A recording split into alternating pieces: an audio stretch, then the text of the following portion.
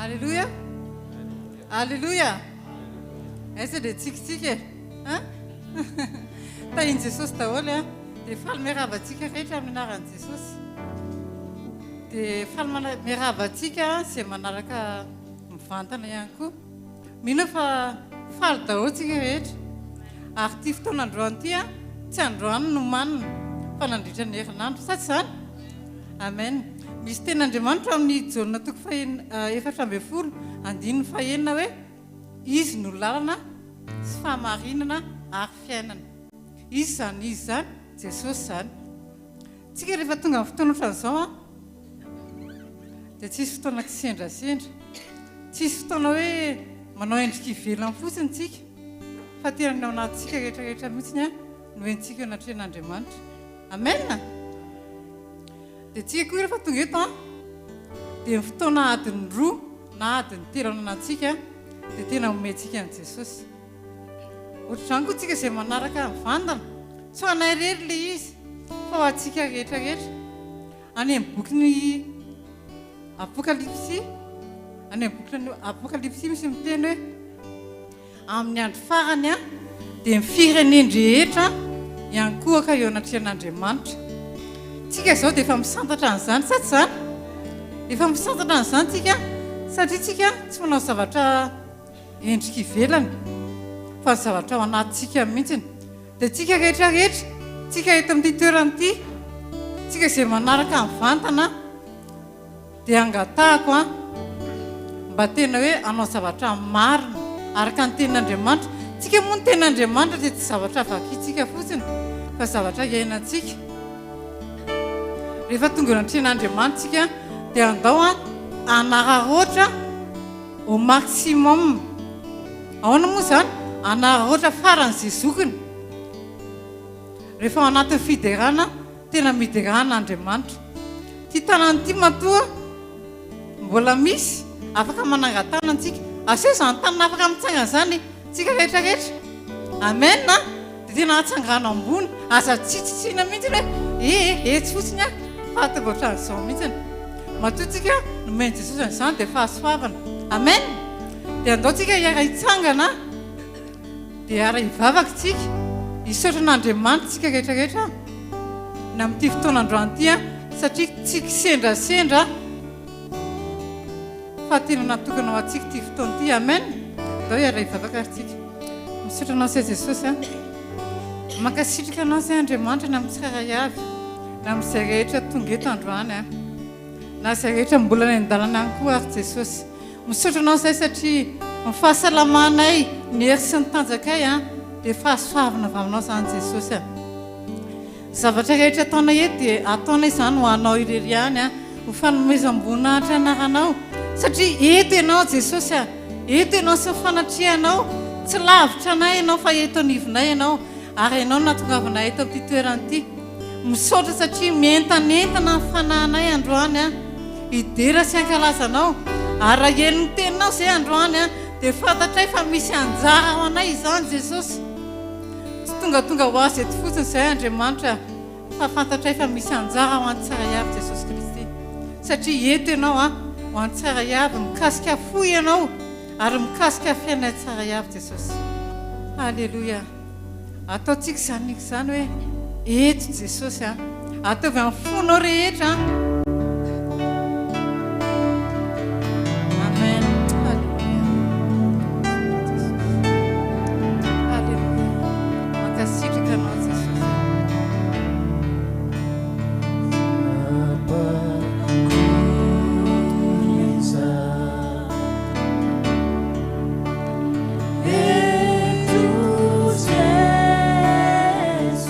Ataovy amin'ny tompo izany asandrato ny feo anao.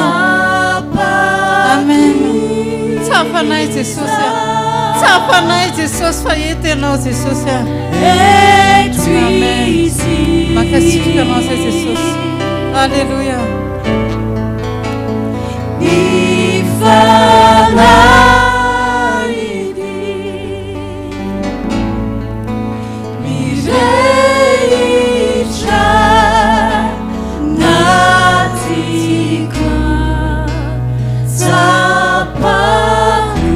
ataovy tena tsafanao, ataovy tena tsafanao fa eto Jesosy.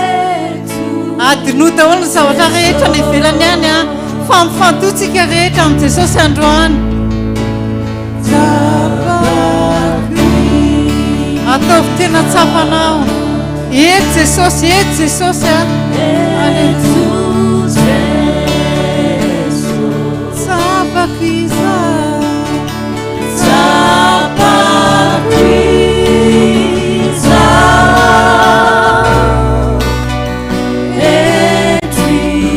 manao izay manaraka ny vantana ihany koa, manao koa zany a. Ataovy tsafanao fa eto Jesosy. Eto fanatrehan'Andriamanitsika androany, manomboka amin'ity fotoan'ity ka mandrapahatabity fotoan'ity. Amin Jesosy. Amen.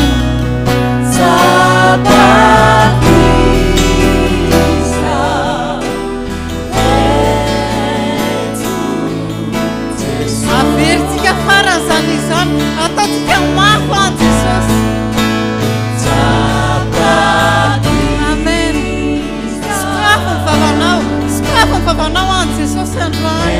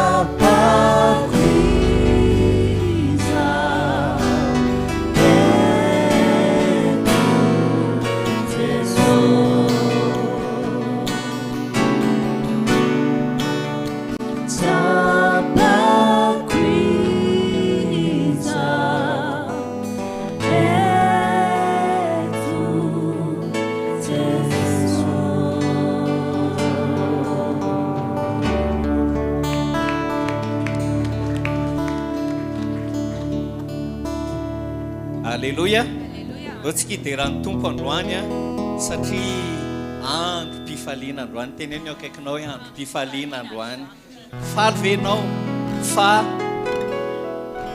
mbola nomeny tompo an'ity andro androany ity.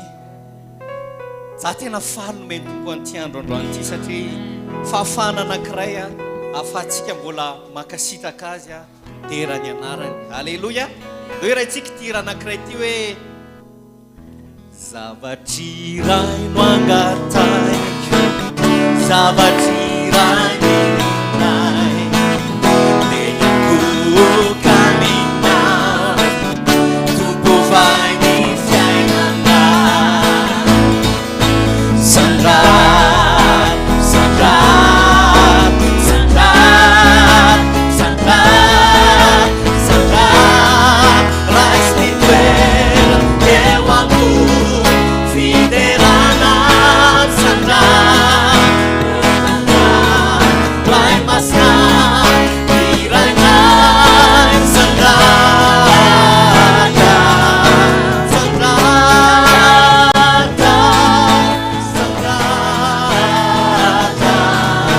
Sandra, Sandra,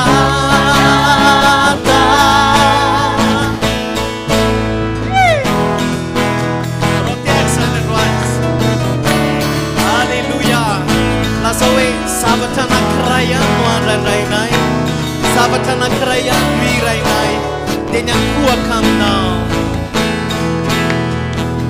Zavatry iray no angatay, zavatry iray no irenay, dia ny ankohaka aminao, tompo vai ny fiainana.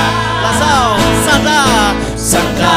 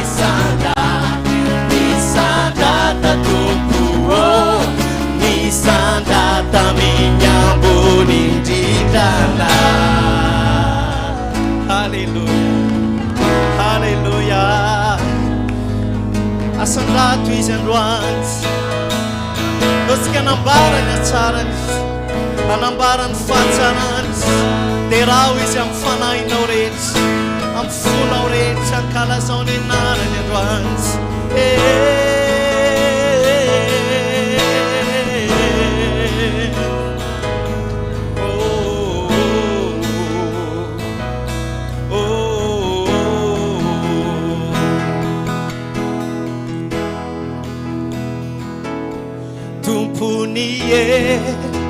Tumpuni saik, tumpuni zau retizau yanau, tumpuni fuk, tumpuni aku, tumpuni zau retizau, tumpuni tumpuni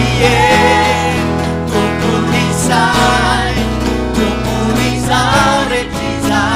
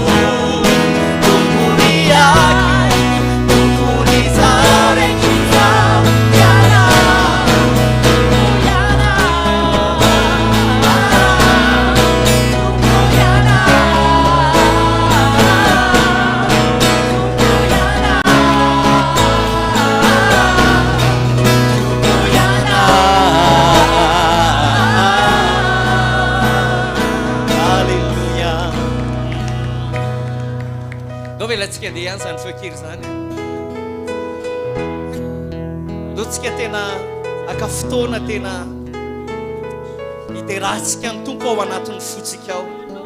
Rahaitsika anatin'ny fotoana tahaka izao mantsy ohatrany hoe mora tafita anatina fomba-pivavahana isika. Tafita anatina fomba-pivavahana kanika raha ilay fitafiana aranofo iny ihany no tafitsika etsika mideran'Andriamanitra fa tsisy fatsiarany fo marina, tsisy tena sorom-piderana marina anaty laliny fotsika any fa andao tena nandratra an'izany feo fideratsika izany ho an'ny tompo androany. Inona nataon'ny tompo anao fa na dia ny fofinaina eo amin'ny vavanao aza na ny fiarovany tompo anao nandrisin'iny herinandro iny aza na inona nomeny tompo na ny sakafo nohaninao na ny fiarovany anao na ny fahasalamanao dia ako tsarotsika fa avy amin'ny tompo izany rehetra. Sandrindra tompo no anandrantanay fankalazana ho anao androany tena fiderana, fifaliana, fakasitrana manambarana izany izahay amin'ny fifaliana tanteraka tsy anaty lano fonay. Halleluja, halleluja, voninahitra ny eo anao tompo. tompo Alleluia hoanao ny de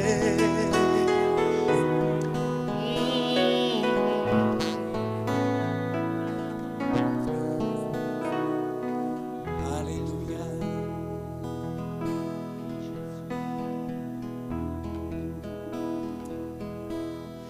nous venons pour t'adorer,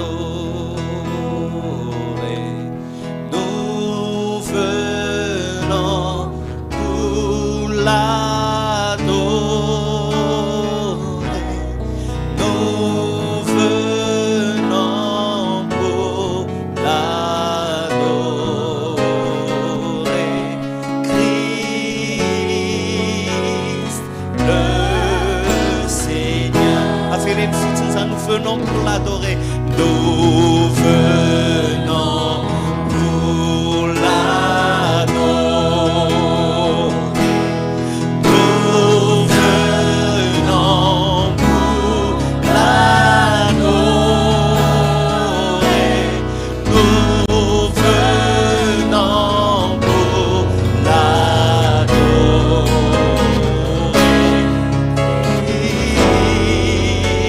Christ le Seigneur, car toi seul est digne, car toi seul est digne, car toi seul est digne,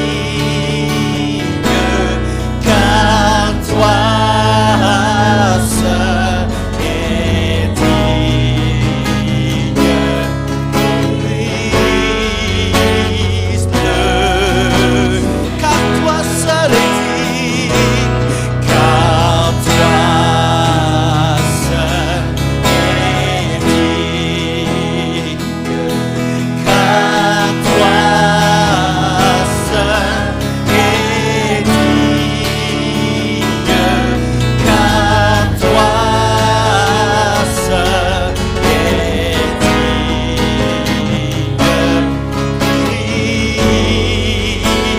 Nos quereta iara ilaza yan, havia itsau kaze, havia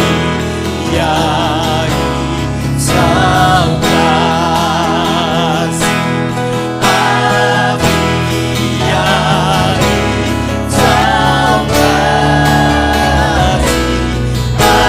havia itsau kaze, sai tudo, havia itsau kaze, havia itsau kaze, havia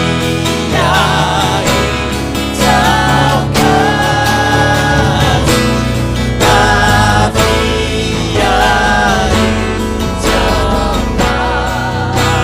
kaze, sai tudo. La sofaran havia itsau kaze,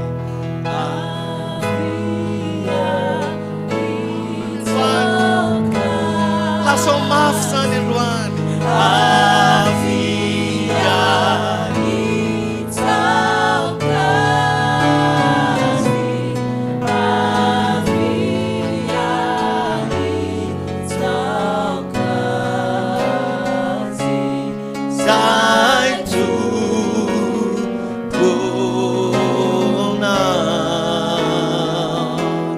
sai tudo.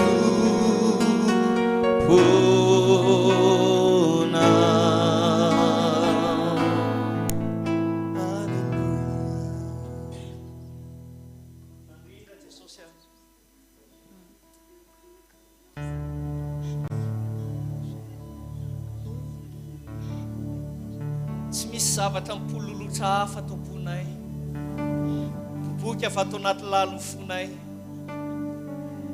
raha tsy no ilay fahasoavanao, ilay famindraponao izay tsy malany ritra anay. K'androany tsy feo fotsiny, tsy hira fotsiny no ambaranay aminao, fanolay fahasoavanao anatin'ny fonay no mampiteny anay mampihira anay androany mahatonga anay anandratra anao. Alleluia, Alleluia, Alleluia.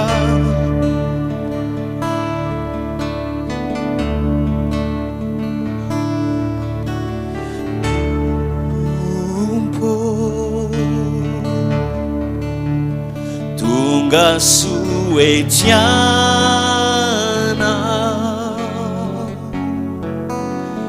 raisoni fiandiananao lasao zany tanterao zany sitraka lotsika tena hirany zany tsy amin'ny hira fa tena amin'ny fakasitrahana. Tonga suetianao, tonga suetianao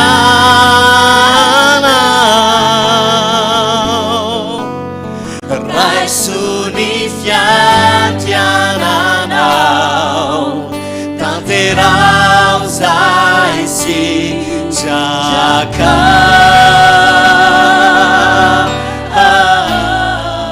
Maniry anao, maniry anao ny fonay miandrandrana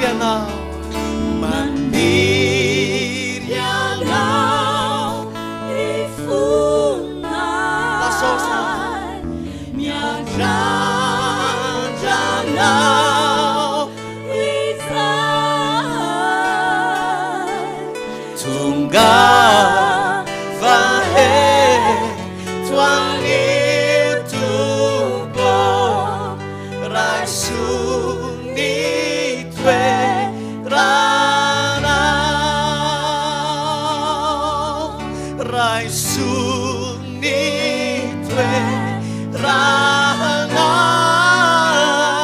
toeranao raisoni toeranao Alléluia Merci Jésus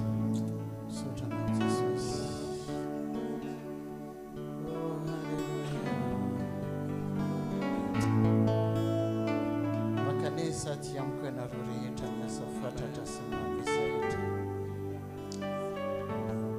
fa omeko fitsaharana ianareo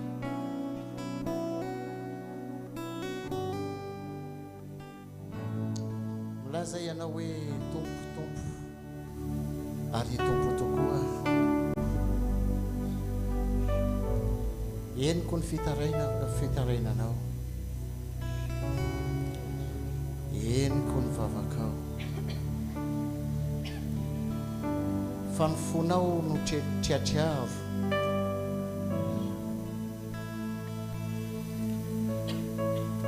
makanesa ty amiko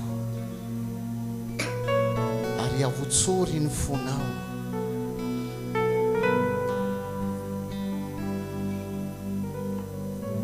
avelao ny zavatra rehetra izay manavisatra ny fonao fa za no manasitrana ny fo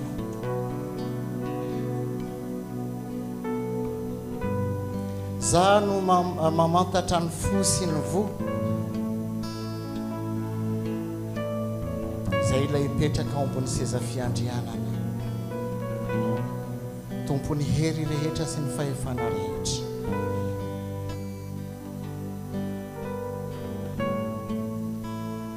aza mieritreritra hoe mavesatra sarotra fa makanisa fotsiny toy ny zazakely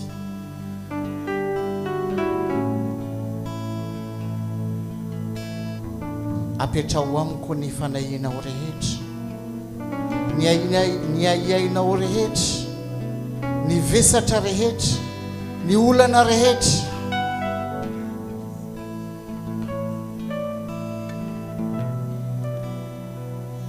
entozogako fa maivana aoka fantatrao fa tena tiako ianao sarobidy ao masoko ianao tsy manometsiny ianao aho tsy manameloka anao aho naiza ny lalana nandehananao efa hitako ianao fa miandry anao fatratra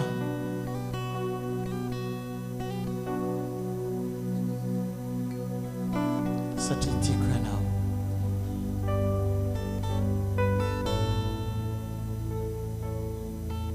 tsy manameloka anao fa sarobidy ao masoko ianao no ianao ny nahafatesako tao ambony azo fijaliana makanisa ty amiko fa ho raisiko ianao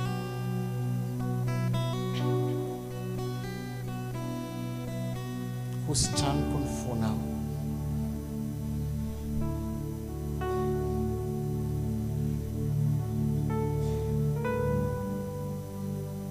aza mijery ny manodidina ny zavatra rehetra manahirana anao fa maivana amiko ireny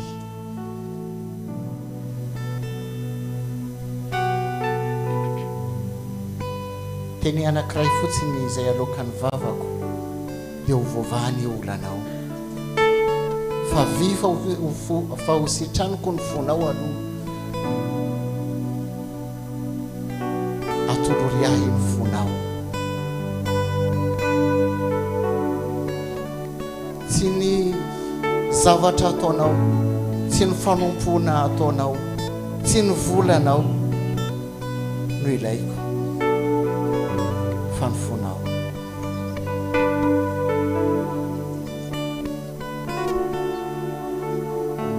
fa ny fotorotoro sy mangorakoraka tsy anovako tsinitsiny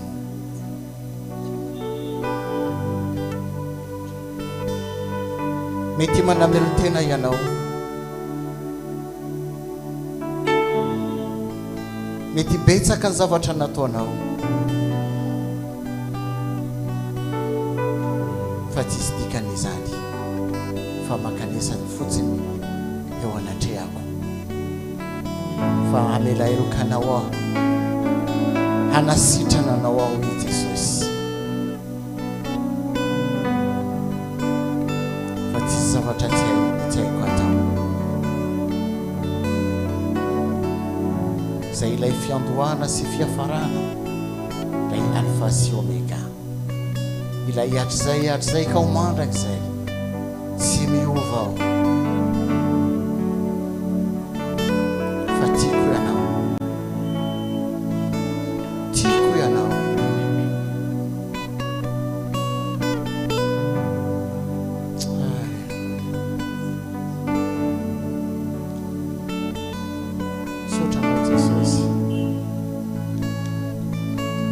sotranao tompo satria iza mo izahay tsinitsinina avy ao mivovoka ary mbola hiverinao mivovoka nefa nilozanao ny seza fiandriananao tonga teto ambony tany nitady anay izay mpanota namonjy anay ianao no ny fahasoavanao indreto izahay tompo mijoro eo anatrehanao zay olona tena tsinitsinina miankoka eo anatrehanao ka sy ho ny fonay tompo ary ovay esoro ny fo vato tompo omeo fo nofo fo vaovao fo toyny anao tompo misotranao Jesosy alleluia misotra Jesosy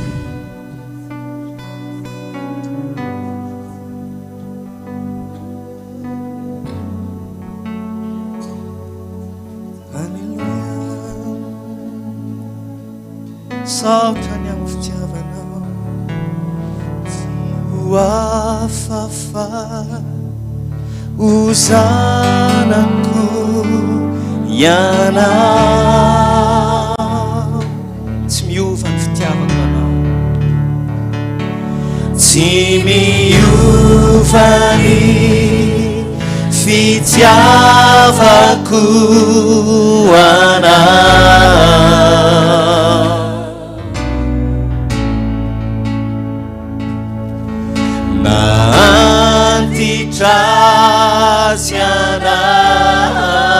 Anao de tiako fantatrao tsy ho afafa ho zanako ianao tsy ho afafa ho zanako ianao tsy ho afafa ho zanako ianao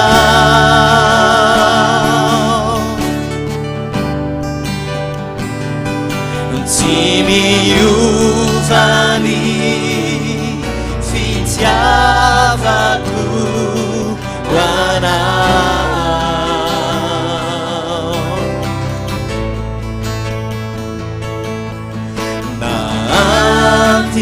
naantitratsy anao de tiako fantatrao tsy ho afafa ho zanako ianao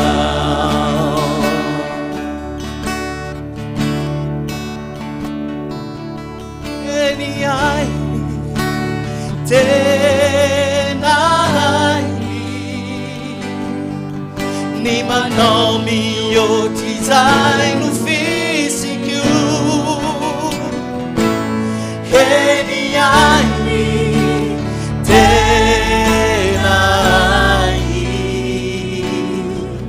ny manao aiaraky zay tiny eny ainy eny ainy tena ainy mihoatrizay fiziko emiainy tenainy ny manao ayaraky zay tiany ainy tompo ainy tompo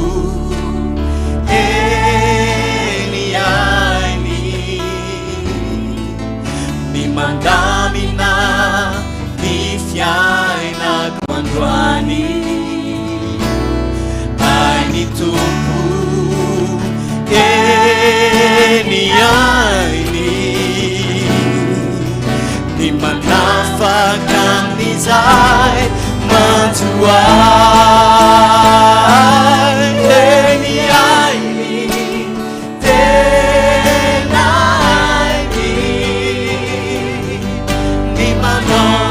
mihoatrizay fiziko eny ainy tenainy ny manao ayaraky zay tsy lasao ihany eny ainy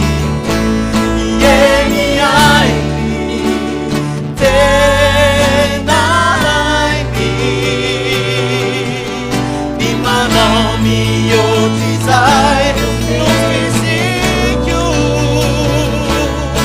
eny ainy tenainy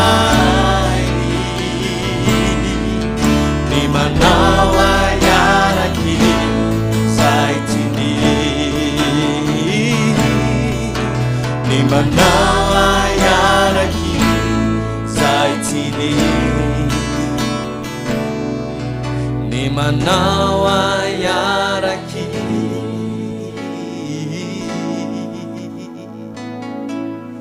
zay tiany zany tokoa Andriamanitra fa sambatra ny olona zay tratranao eo ampamilona sambatra ny olona zay tratranao eo am-piasana sambatra ny olona zay tratranao anatin'ny finoana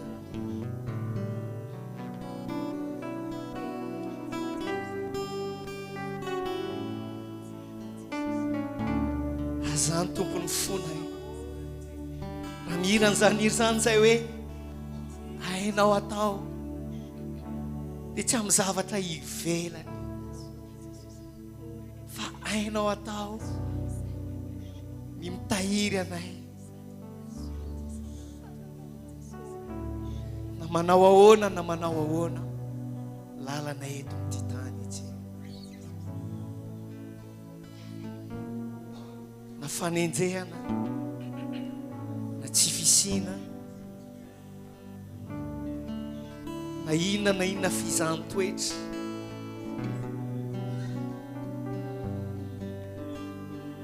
dia omenao anay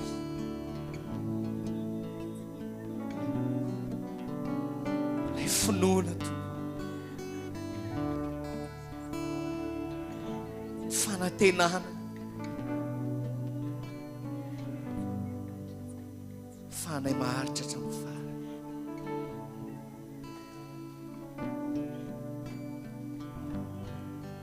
zay ao Jesosy efa voatahiry ahy ary tsy misy maharombaka azy eo an-tany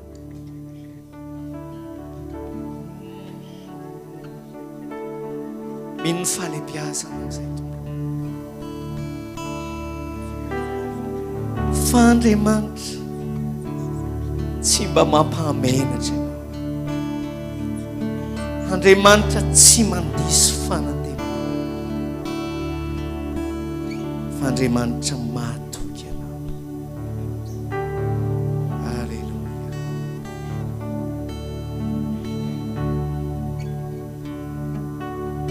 ao iterazy isika androany iankohaka eo anatrehany androany satria alahadin'ny fanompona androany fotoana fanompona dia aoka isika tena hanana fiekena ilay tompontsika ihany koa akeo anatrehan'ilay tompo itsika.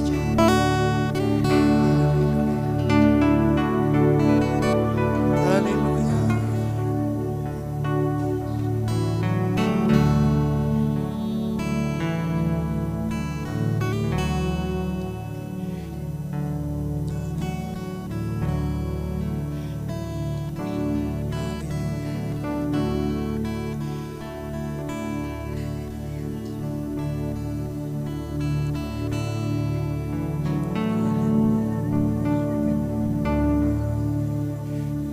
Tonga aho hitsaokanao tompo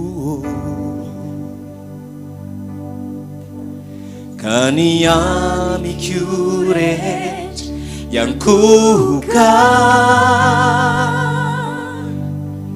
fa ianao no maminy foko, ianao no any tompoko, tsy misy hafa zoany naminao. Tonga aho hitsaokanao tompo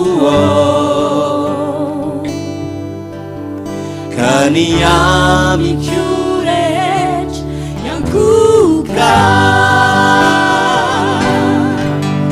fa ianao no maminy foko, ianao no any tompoko, tsy misy hafa zoany naminao.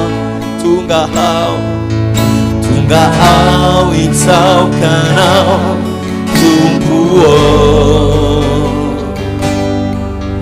ka ny amiko rehetra ihany koa fa ianao no aminy foko, ianao no any tompoko, tsy misy hafa zoany naminao ihany koa. Alléluia.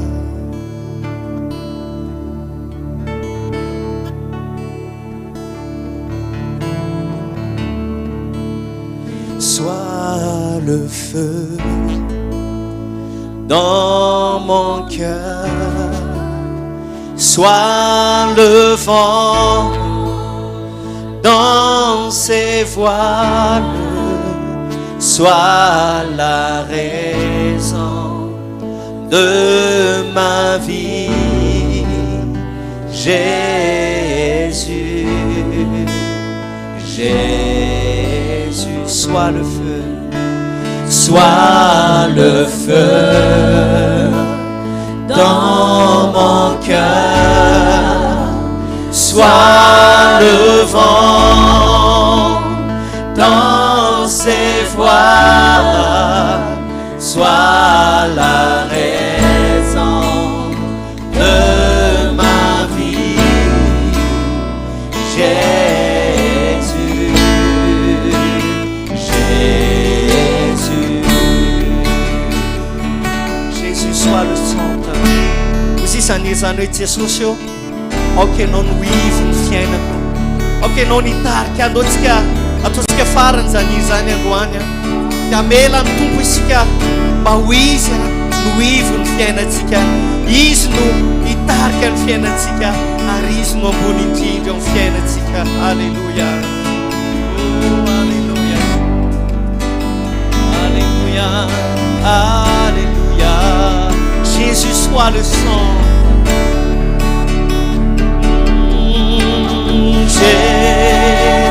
Jésus,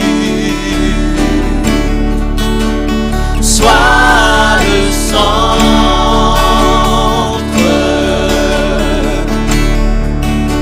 sois ma lumière, sois ma source, Jésus, Jésus, oh,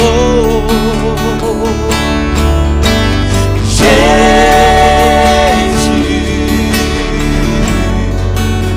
sois le centre,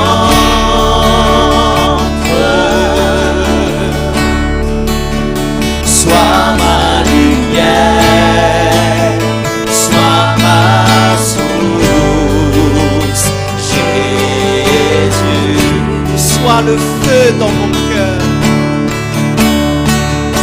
Oui, sois le feu dans mon cœur, sois le vent dans ses voies, sois la raison de ma vie, Jésus, Jésus, Jésus.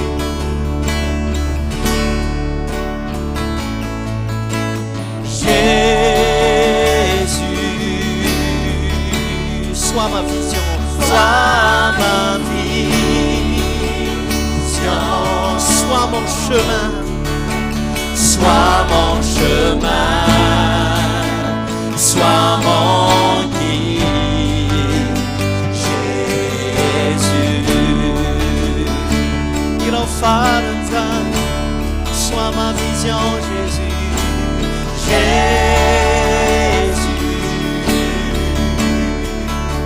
sois ma vision,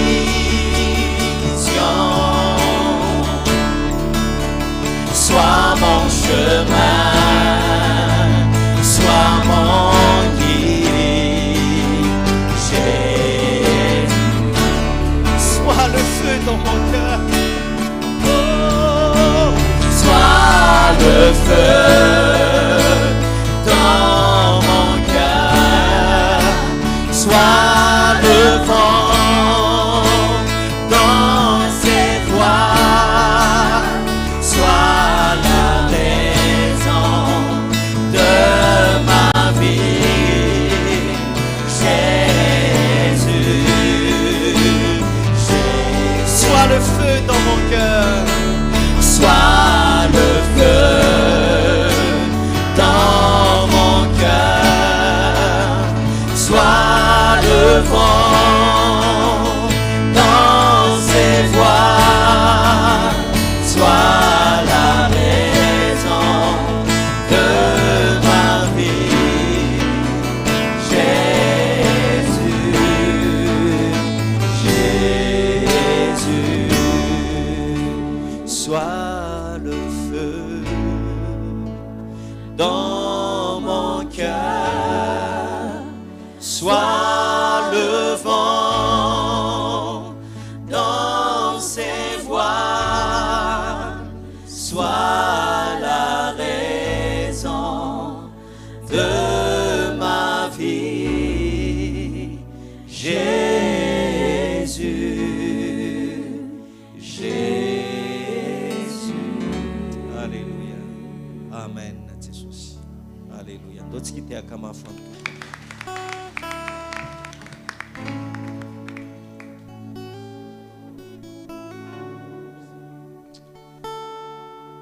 Alléluia. Fady miarabantsika rehetra amin'ny anaran'i Jesosy ary miaraba ihany koa izay rehetra manaraka en ligne naiza ny toerana misy anareo. Tonga ny fotoana izay ahafahantsika hanompo amin'ny alalan'ny fahasoavana izay niraisitsika amin'ny Andriamanitra, amin'ny alalan'ny vola aman-karena, ny fanaovana fanatitra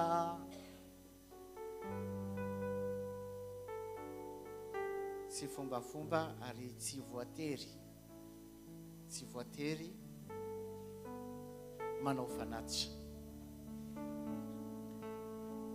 satria tsy voatery ihany koa n'olona hanompo. Ny fanompona dia vokatry ny fo. Ny fanaovana fanatitra dia vokatry ny fo.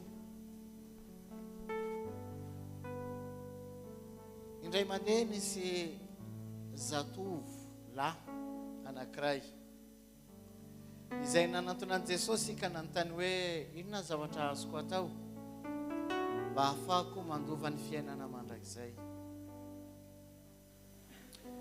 Dia misy zavatra vitsivitsy no lazain'i Jesosy taminy hoe manaova zao dia hoe efa vitako izay, ataovy zao efa vitako izay, ajaho ny rainao sy ny reninao efa vitako izay.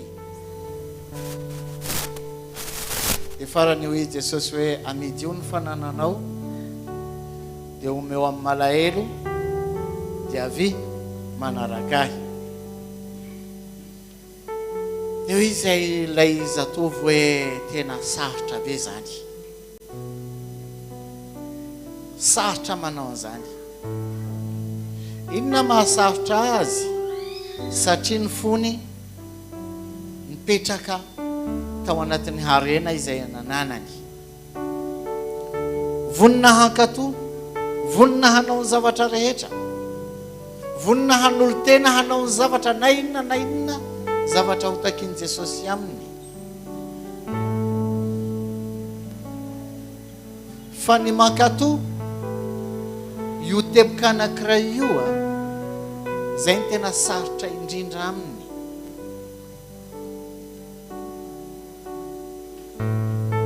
Satria raikitra amin'ny fananany ny fony. Zao no ny valiteny nomeny tamin'i Jesosy na nomeny Jesosy azy aloha. Raha ty ho tanteraka ianao mandehana amidio ny fanananao ka omeo ny malahelo dia hanana rakitra any an-danitra ianao ary avy hanaraka anao. Nanana rakitra izy dia taiza zany rakitra zany? Ny ekonomiany, ny volany. Zay ny zavatra tena tsy azo kitihana. Ny fitiavany rehetra, ny fitiavany mantolo dia ao ny vola. Ka raha vao kitihana iny zavatra tena tiany indrindra dia malahelo, tetezitra. Fa hoe Jesosy amintsika tsirairay hoe aoka itsika tsy hanangona vola aman-karena, tsy hanana raikitra amin'ny toerana izay tena hotratra ny mpandroba, ny mpangalatra, ny mpanao sintomahery. Fa ny toerana tena tokony hanaovana raikitra indrindra dia any an-danitra. Inona dikan'izany? Dikan'izany dia zao: ny fanaovantsika raikitra, ny fanaovantsika fanatitra dia fomba anankiray anehoana ny fitiavantsika an'Andriamanitra. Atao ankalalahana tanteraka, tsisy faneriterena fa malalaka itsika.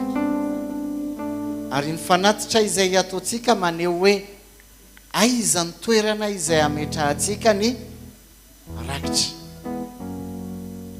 Amin'ny zavatra ilayntsika andavanandro ve? Amin'izao fotoana tena sahirana itsika ray aman-dreny amin'ny resaka fidiram-pianatra. Tsy maintsy mieritreritra hoe ay, mila mividy zao, mila manao zao, mila manao zao, mila zao. Zay ny tena loha lahara. Andriamanitra ve dia tsy comprendre tokoa? Ary tsy faneriterena ihany koa zay hoe zara rahina ny fanaovana reinscription ny mpianatra na ny mividy fitaovam-pianarana. Tsy zay. Fa ny fotsika dia mahafantatra hoe inona ny tena zava-dehibe amiko, inona zava-dehibe amintsika tsirairay. Tsy hoe satria tsy maintsy manome dia manome. Te ampiseho an'Andriamanitra. Andriamanitra tsy mila démonstration avy amintsika. Fa le fanatitra dia vokatra vokatry ny toepotsika andehtsika hanome malalaka tsy antery izay tsy manana tsy manino Andriamanitra tsy manisa hoe ohatrinona nomeny tsirairay fa manahoana ny toepo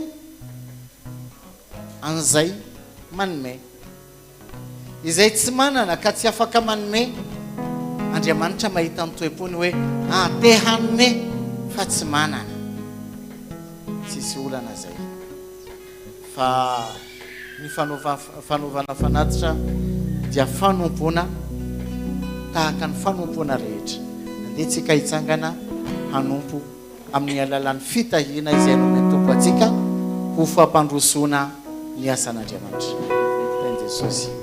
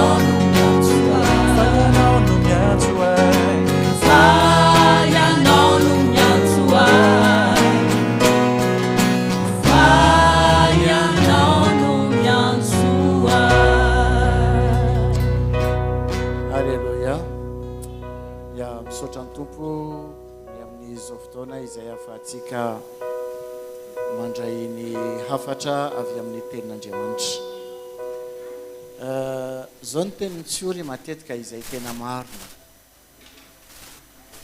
ny fotoana tena manandanja indrindra amin'ny fanompona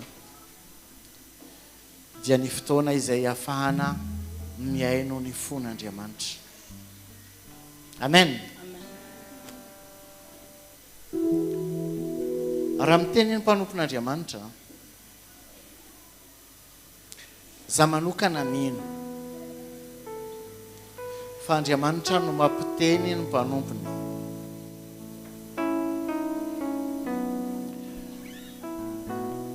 ary Andriamanitra nahafantatra ny aloha hoe ho avy amin'ity toerana ity ny tenako androany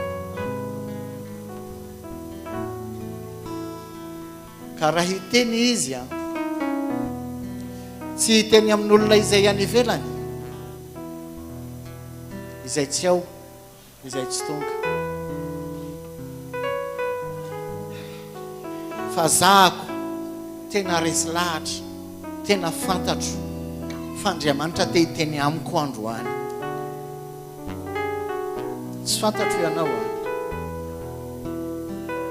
fa fantatro hoe matoa Andriamanitra nanome fahasoavana nanome tombonandro nanome fahasalamana ka nafahako tonga amin'ny toerana izay afahako iaino ny teniny dia satria te hiteny amiko izy androany tsy rahalafaly fantsona fotsiny rahalafaly fitaovana izay ampiasain'ny tompo Fandriamanitra rehefa miteny dia miteny amin'ny alalan'ny teniny ary mampiasa fantsona dia ny mpanompo. Dia andetsika hanokatra ny foamam-panahintsika, hamelan'Andriamanitra hanoratra ao anatin'ny fotsika tsirairay, hamelan'Andriamanitra hampahery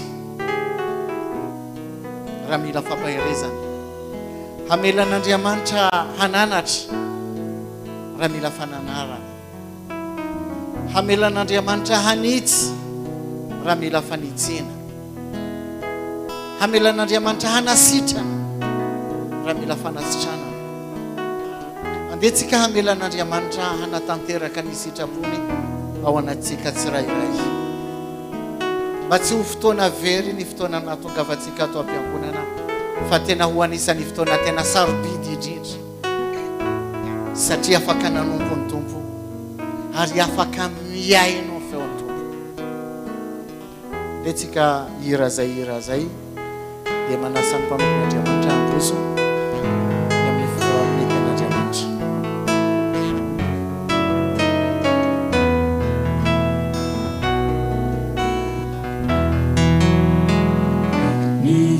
Niteninao Jehovah mahery izay nomenao hoanay, tieteny tsara sady mampahery ka mampifaly ny fonay. Niteninao mofonay na sakafoto, niteninao ranona na satry fotoso, niteninao noteny tsy mba maty, maharitra mandrakizay. Suratue uveluna wanati, mitundra aina kava, itanani minuna ufati, kakatu nitina.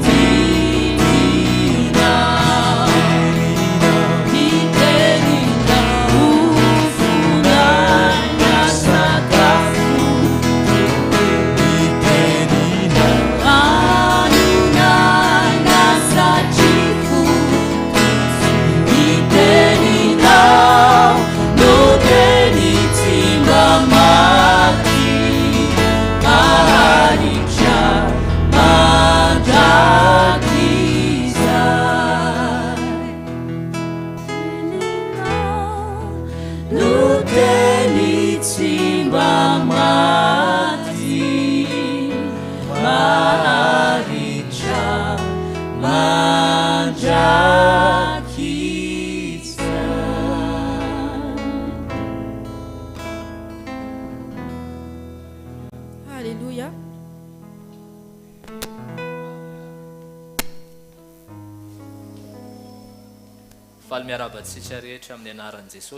Bonjour à tous au nom de Jésus. J'espère que tu es dans la joie ce matin. Allons sourire. Amen. Amen. Le Seigneur est ici. Hein? Amen. Il est ici et c'est le plus important pour nous. Et j'espère que si tu viens ici, et c'est pour le Seigneur. C'est pas pour l'homme, mais pour le Seigneur uniquement. Parce que c'est lui qui est il est au cœur de ce moment. Et j'espère qu'il va te visiter aujourd'hui. Il va te toucher aujourd'hui. Il va t'encourager aujourd'hui. Et pourquoi tu dis pas Amen? Vous avez l'air distrait, hein? Ne sois pas distrait ou distraite aujourd'hui. Hier, j'ai fait un jeu. Et ce jeu demande une concentration. Sinon, je perds. Alors aujourd'hui, allons être concentrés. Allons être concentrés. Être concentrés à l'Éternel, à Dieu.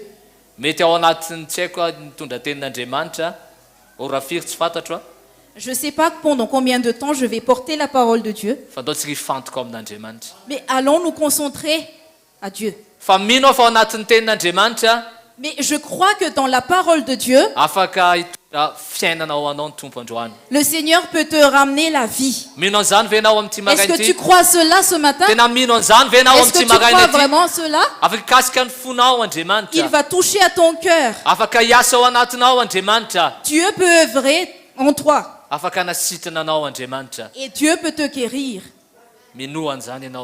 Crois à cela. Amen. Amen. Amen. Amen. Et pour nous qui suivons en ligne, fais confiance au Seigneur. Parce que Dieu va te visiter. Il va te parler. Et comme ceux qui sont présents ici, Dieu veut aussi te toucher. Amen. Amen. Amen. Amen. Aujourd'hui, peut-être il y a la Bible et il y a l'écriture écrite noir sur blanc et on lit ces écritures, mais qu'on sache et qu'on ressent que c'est le cœur de Dieu. Ces écritures, c'est le cœur de Dieu pour nous, l'Église. Le cœur de Dieu. Cela signifie que quand tu lis la parole de Dieu, alors il y a le cœur de Dieu qui te parle. Et c'est pour cela que qu'il faut toujours écouter et lire la parole de Dieu. Amen. Amen. Alors je dis que c'est un moment exceptionnel, ce moment-là, afin que nous puissions ressentir le cœur de Dieu. C'est pas moi, mais je ne suis qu'un canal, un instrument, pour que la parole de Dieu puisse être transmise. Et la parole de Dieu va te toucher.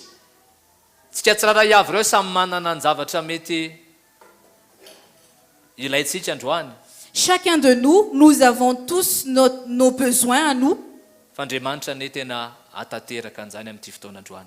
Mais que Dieu puisse réaliser, accomplir cela. Amen. Mais il faut que nos cœurs soient ouverts. Allons lire la parole de Dieu dans l'évangile de Matthieu chapitre 7. C'est une parole que tu connais déjà. Mais c'est à cela que le Seigneur me conduit aujourd'hui. Et nous allons lire cette parole. Amen. Amen. Au nom de Jésus. Matthieu chapitre 7. Et nous allons prendre à partir du verset 13 et 14. Midira mivavahady etsy ianareo fa lehibe ny vavahady ary malalaka ny lalana zay makany amin'ny fahaverezana ka maro ny miditra any fa ety ny vavahady ary tery ny lalana zay makany amin'ny fiainana ka vitsy ny mahita azy. Entrez par la porte étroite, car large est la porte, spacieux est le chemin qui mène à la perdition, et il y en a beaucoup qui entrent par là. Mais étroite est la porte, resserré le chemin qui mène à la vie, et il y a peu qui les trouvent. Zavatra napetraky ny tompo ary tiako ampaherezana anao amin'ity fotoanandroany ity a. Ce que le Seigneur a déposé dans mon cœur et ce que j'aimerais t'encourager ce matin, mila maharitra isika eo amin'ilay lalana izay efa nisoritin'Andriamanitra ao atsika. c'est que nous devons être persévérants dans le chemin que Dieu a tracé pour nous. Veriko ihany, mila maharitra isika eo amin'ilay lalana izay efa nisoritin'Andriamanitra ho atsika fiangonana. Je répète encore, nous devons être persévérants dans le chemin que Dieu a tracé pour nous qui sommes l'Église. Zany teny zany dia miatefa amiko a dia miatefa amintsika tsiraray avy a na ianao izay manaraka mivantana ary. Cette parole s'adresse à moi et à nous tous qui sont ici et même à toi qui nous suis en ligne. Satria rehefa mandeha ny fotoana Parce que dans chaque moment, akitsika mahatsapa et nous ressentons fa mesarotra ny zavatra rehetrarehetra que toute chose devient difficile. amin'ny lafiny rehetrarehetra mihitsy. Dans dans tous les aspects. Ary ny baiboly mihitsy no miteny Et c'est la Bible qui le dit, fa miaratsy ny zavatra rehetra. c'est que tout devient mauvais. Matsapa an'izany ve tsika aloha e? Est-ce que nous ressentons cela? Matsapa an'izany ve tsika sa za ihany no matsapa an'izany? Est-ce que nous ressentons cela ou je suis le seul qui ressent cela? Misy ny fakapanahy be da be. Il y a toutes sortes de tentations. Be da be ny zavatra mety akivy atsika. Il y a beaucoup de choses qui nous découragent. Misy zavatra be da be zay tadisarika atsika hiala ao amin'Andriamanitra. Il y a des choses qui nous éloignent de Dieu. Misy zavatra tady avariana atsika amin'ny fiarahana amin'Andriamanitra. Il y a beaucoup de choses qui nous distraient. Zay ny zavatra tena tiany tompo apita amin'ity fotoanandroany Et ity. c'est ce que le Seigneur veut transmettre aujourd'hui. Areto ny tompo dia manambara. Et ici, le Seigneur dit, Misy lalana anankiroa izy. il y a deux chemins. Lalana tery Le chemin étroit ary le lalana malalaka. et le chemin large. Fa aloha nidiranao amin'ilay lalana aloha voalohany indrindra. Mais avant d'entrer dans le chemin, Dia ozy ny tenin'Andriamanitra hoe et la parole de Dieu dit, mamaky tsako tsika nous lisons très bien, midira amin'ny vavahady ety. entrez par la parole étroite. Porte. La porte étroite, excusez-moi. Dikan'izany a alohan'ny hidirana amin'ilay lalana ety a dia miditra amin'inona aloha? Cela signifie que si on veut entrer dans le chemin étroit, il faut entrer où? Miditra aloha, mitraiza aloha, miditra amin'ilay lalana aloha, mitraiza aloha. Il faut entrer où? Misy vavahady aloha. Il y a une porte. Amen. Amen. Mazava ve aloha e. Est-ce que c'est clair pour nous? Miditra amin'ny vavahady aloha isika vao tafiditra amin'ilay lalana. Nous devons entrer par la porte avant d'entrer dans le chemin. Ka mila azontsika antoka amin'ity fotoanandroany ity hoe efa niditra tamin'ilay vavahady isika. Et nous devons nous assurer que nous sommes déjà rentrés dans la porte, par la porte. Dikan'izany raha tonga eto amin'ity toerana ity isika Cela signifie que si nous sommes présents ici, dia mila azoko antoka aloha je dois m'assurer fa niditra tamin'ilay vavahady a. que je suis rentré par la porte. Amin'ny Jaona toko 10:17. Dans Jean chapitre 10, verset 9, Jesosy no lazan'ity tenin'Andriamanitra ity. c'est Jésus qui dit cette parole de Dieu. Izao ny vavahady ozy izy. Je suis la porte. Ary raha izao ny idiran'ny olona Si quelqu'un entre par moi, dia vonjeny izy il sera sauvé. ka hiditra sy hivoaka ka azo hanina. Il entrera et il sortira et il trouvera des pâturages. Iza zany le vavahady ozy ny tenin'Andriamanitra. Et c'est qui la porte selon la parole de Dieu? Mba mitenena aloha nareo e. Mais répondez s'il vous plaît. Aleo mba miaraka miteny aloha androany. Allons le dire ensemble aujourd'hui. Amen. Amen. Mba afantarako hoe tena ao tsara nareo androany, tena mifo tsara nareo. Pour que je puisse savoir si vous êtes bien et réveillés. Jesosy ilay vavahady idirana Cette aloha. porte, c'est Jésus. Amen. Amen. Mila azonao antoka aloha voalohany indrindra. Tu dois être assuré. Efa niditra tamin'ilay vavahady venao. Tu dois avoir l'assurance que tu es rentré par la porte. Satria ny olona tsy miditra amin'ny vavahady a, Parce que la personne qui n'entre pas par la porte, ary koa ambaran'ny tenin'Andriamanitra, et selon la parole de Dieu, dia olona ny saoty tamboho. c'est une personne qui a grimpé la clôture. dia olona zany saoty tamboho zany a Et une personne qui grimpe une clôture, mpangalatra zany c'est un voleur, sa tsy zany aloha e n'est-ce pas? fa normal ny olona anankiray a Mais c'est normal pour une personne. miditra ny vavahady ny olona normal le Une personne normale entre par la porte. dia tia ny tompontsika hiditra ny vavahady a Et le Seigneur veut que nous entrons par la porte. jesosy zany vavahady zany Et cette porte, c'est Jésus. dia mazava be ary mampahery ny tenin'andriamanitra hozy jesosy hoe zao ny vavahady Et c'est très clair et la parole de Dieu nous encourage. Jésus dit, je suis la porte. raha izao no diran'ny olona dia ho vonjena izy Si quelqu'un entre par moi, il sera sauvé. ka hiditra sy hivoaka ka azo hohanina ozy izy Il entrera et il sortira et il trouvera des pâturages. amen Amen. satria be da be ny olona mety mieritreritra hoe tonga eo amin'ny fiangonana izy Parce que nombreux sont ceux qui pensent qu'il arrive à l'église. vao maraina teo alohanao akaty am-piangonana Ce matin, avant d'arriver à l'église, dia be da be ny olona mivezivezy j'ai vu beaucoup de personnes qui font le va-et-vient. mianjaika daholo izy rehetrarehetra Ils sont bien habillés. samy mianjaika daholo miaraka amin'ny baiboly Ils sont bien habillés avec leur Bible. tena mitady an'le lalana daholo io Ils cherchent tous le chemin.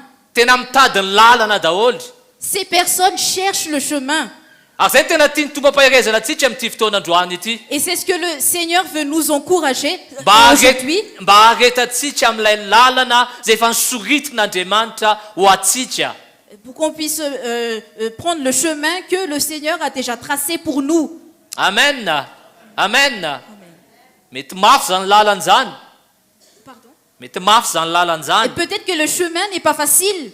mety sarotra zany lalana zany Peut-être que le chemin est difficile. mety misy fifehezana amin'izany lalana zany Et peut-être qu'il y a mila mifehtena ao anatin'izany lalana zany des restitutions dans ce chemin. fa mitondra ho amin'ny fiainana zany lalana zany Mais ce chemin conduit à la vie. amen Amen. mitondra amin'ny fiainana zany lalana zany Ce chemin nous conduit à la vie, dans la vie.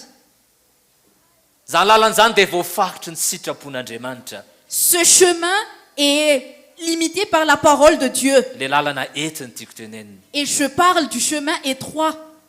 dia fahatenina mipetraka amin'ity fotoanandroany ity koa Et la question qui se pose aujourd'hui, lalanaiza misy anao amin'izao fotoana izao tu es dans quel chemin? amen Amen. satria rehefa nanolotra ny fiainantsika ho an'i jesosy isika Parce que quand nous avons donné notre vie à Jésus, dia efa azy izany isika cela signifie que nous l'appartenons. efa tena azy tanteraka isika Nous l'appartenons entièrement. amen Amen. dia sy lahatra ny amin'izany ve ianao Est-ce que tu es convaincu de cela? za tsy androany a tsy miresaka hoe fahatanterahana Aujourd'hui, je ne parle pas de perfection satria andriamanitra dia tia tanteraka atsika hatrany isan'andro isan'andro parce que Dieu veut nous perfectionner chaque jour. fa miresaka androany hoe eo amin'ilay lalana ety ve ianao amin'izao fotoana izao Mais aujourd'hui, je veux dire, est-ce que tu es sur ce chemin étroit? ny zavatra ataoko hoe mampimena ambany izy ity Il y a une chose, je trouve que c'est drôle. nisy camp des jeunes zay natao moa zany teto amin'ny fiangonana Nous avons fait un camp des jeunes ici au niveau de l'église. dia tamin'izay fotoan'izay a Et pendant ce camp, nanomana sakosy izahay nous avons préparé des sacoches. dia nisy cadeau be da be a namboarina moa zany e Et on a préparé plein de cadeaux. dia ireo cadeau reo a tsy tena cadeau ny tao anatiny fa brika dia hazo a Et en fait, ce sont des briques en forme de cadeaux. Ce ne sont pas des vrais cadeaux. dia natao tanatin'le sakosy ngeda be moa zany Et on les a mis dans la grande sacoche. dia nandritra ny jeu tao anatin'le camp des jeunes Et pendant tout le long du jeu, pendant le camp des jeunes, dia zareo mibaby an'io sakosy io foana moa alors zany. les jeunes ont pris cette sacoche. dia nisy moa natakatra hoe tsisy ninona io dia navelany ny anazy Et il y en a qui ont compris qu'il n'y a rien du tout, donc ils ont laissé tomber. fa ny sasany mbola nibata teny ihany Mais il y en a qui ont toujours porté la sacoche. manao jeu dia mbola mibata an'le sakosy ihany. Ils ont fait le jeu et ils portaient en même temps le sac. Dia rehefa tonga ny faran'le jeu a, Et à la fin du jeu, dia nisy varavagana zay namboarinay. on a préparé une porte. Dia nisy rahalahy anankiray, tanora anankiray. Et il y a un jeune frère. Tena nataony mihitsy zay nidika nataony niaraka tamin'le sakosy. Il a tout fait pour entrer dans cette porte Efa tsy avec le sac. tafiditra le sakosy, mbola niforceny ihany Le nidika sac natao. ne pouvait pas rentrer, mais il forçait. Dia mbola niforceny ihany. Et il forçait Dia encore. mbola niforceny ihany. Encore. Tsy maintsy entiko ty ozy izy. Il a dit, je dois ramener ce sac.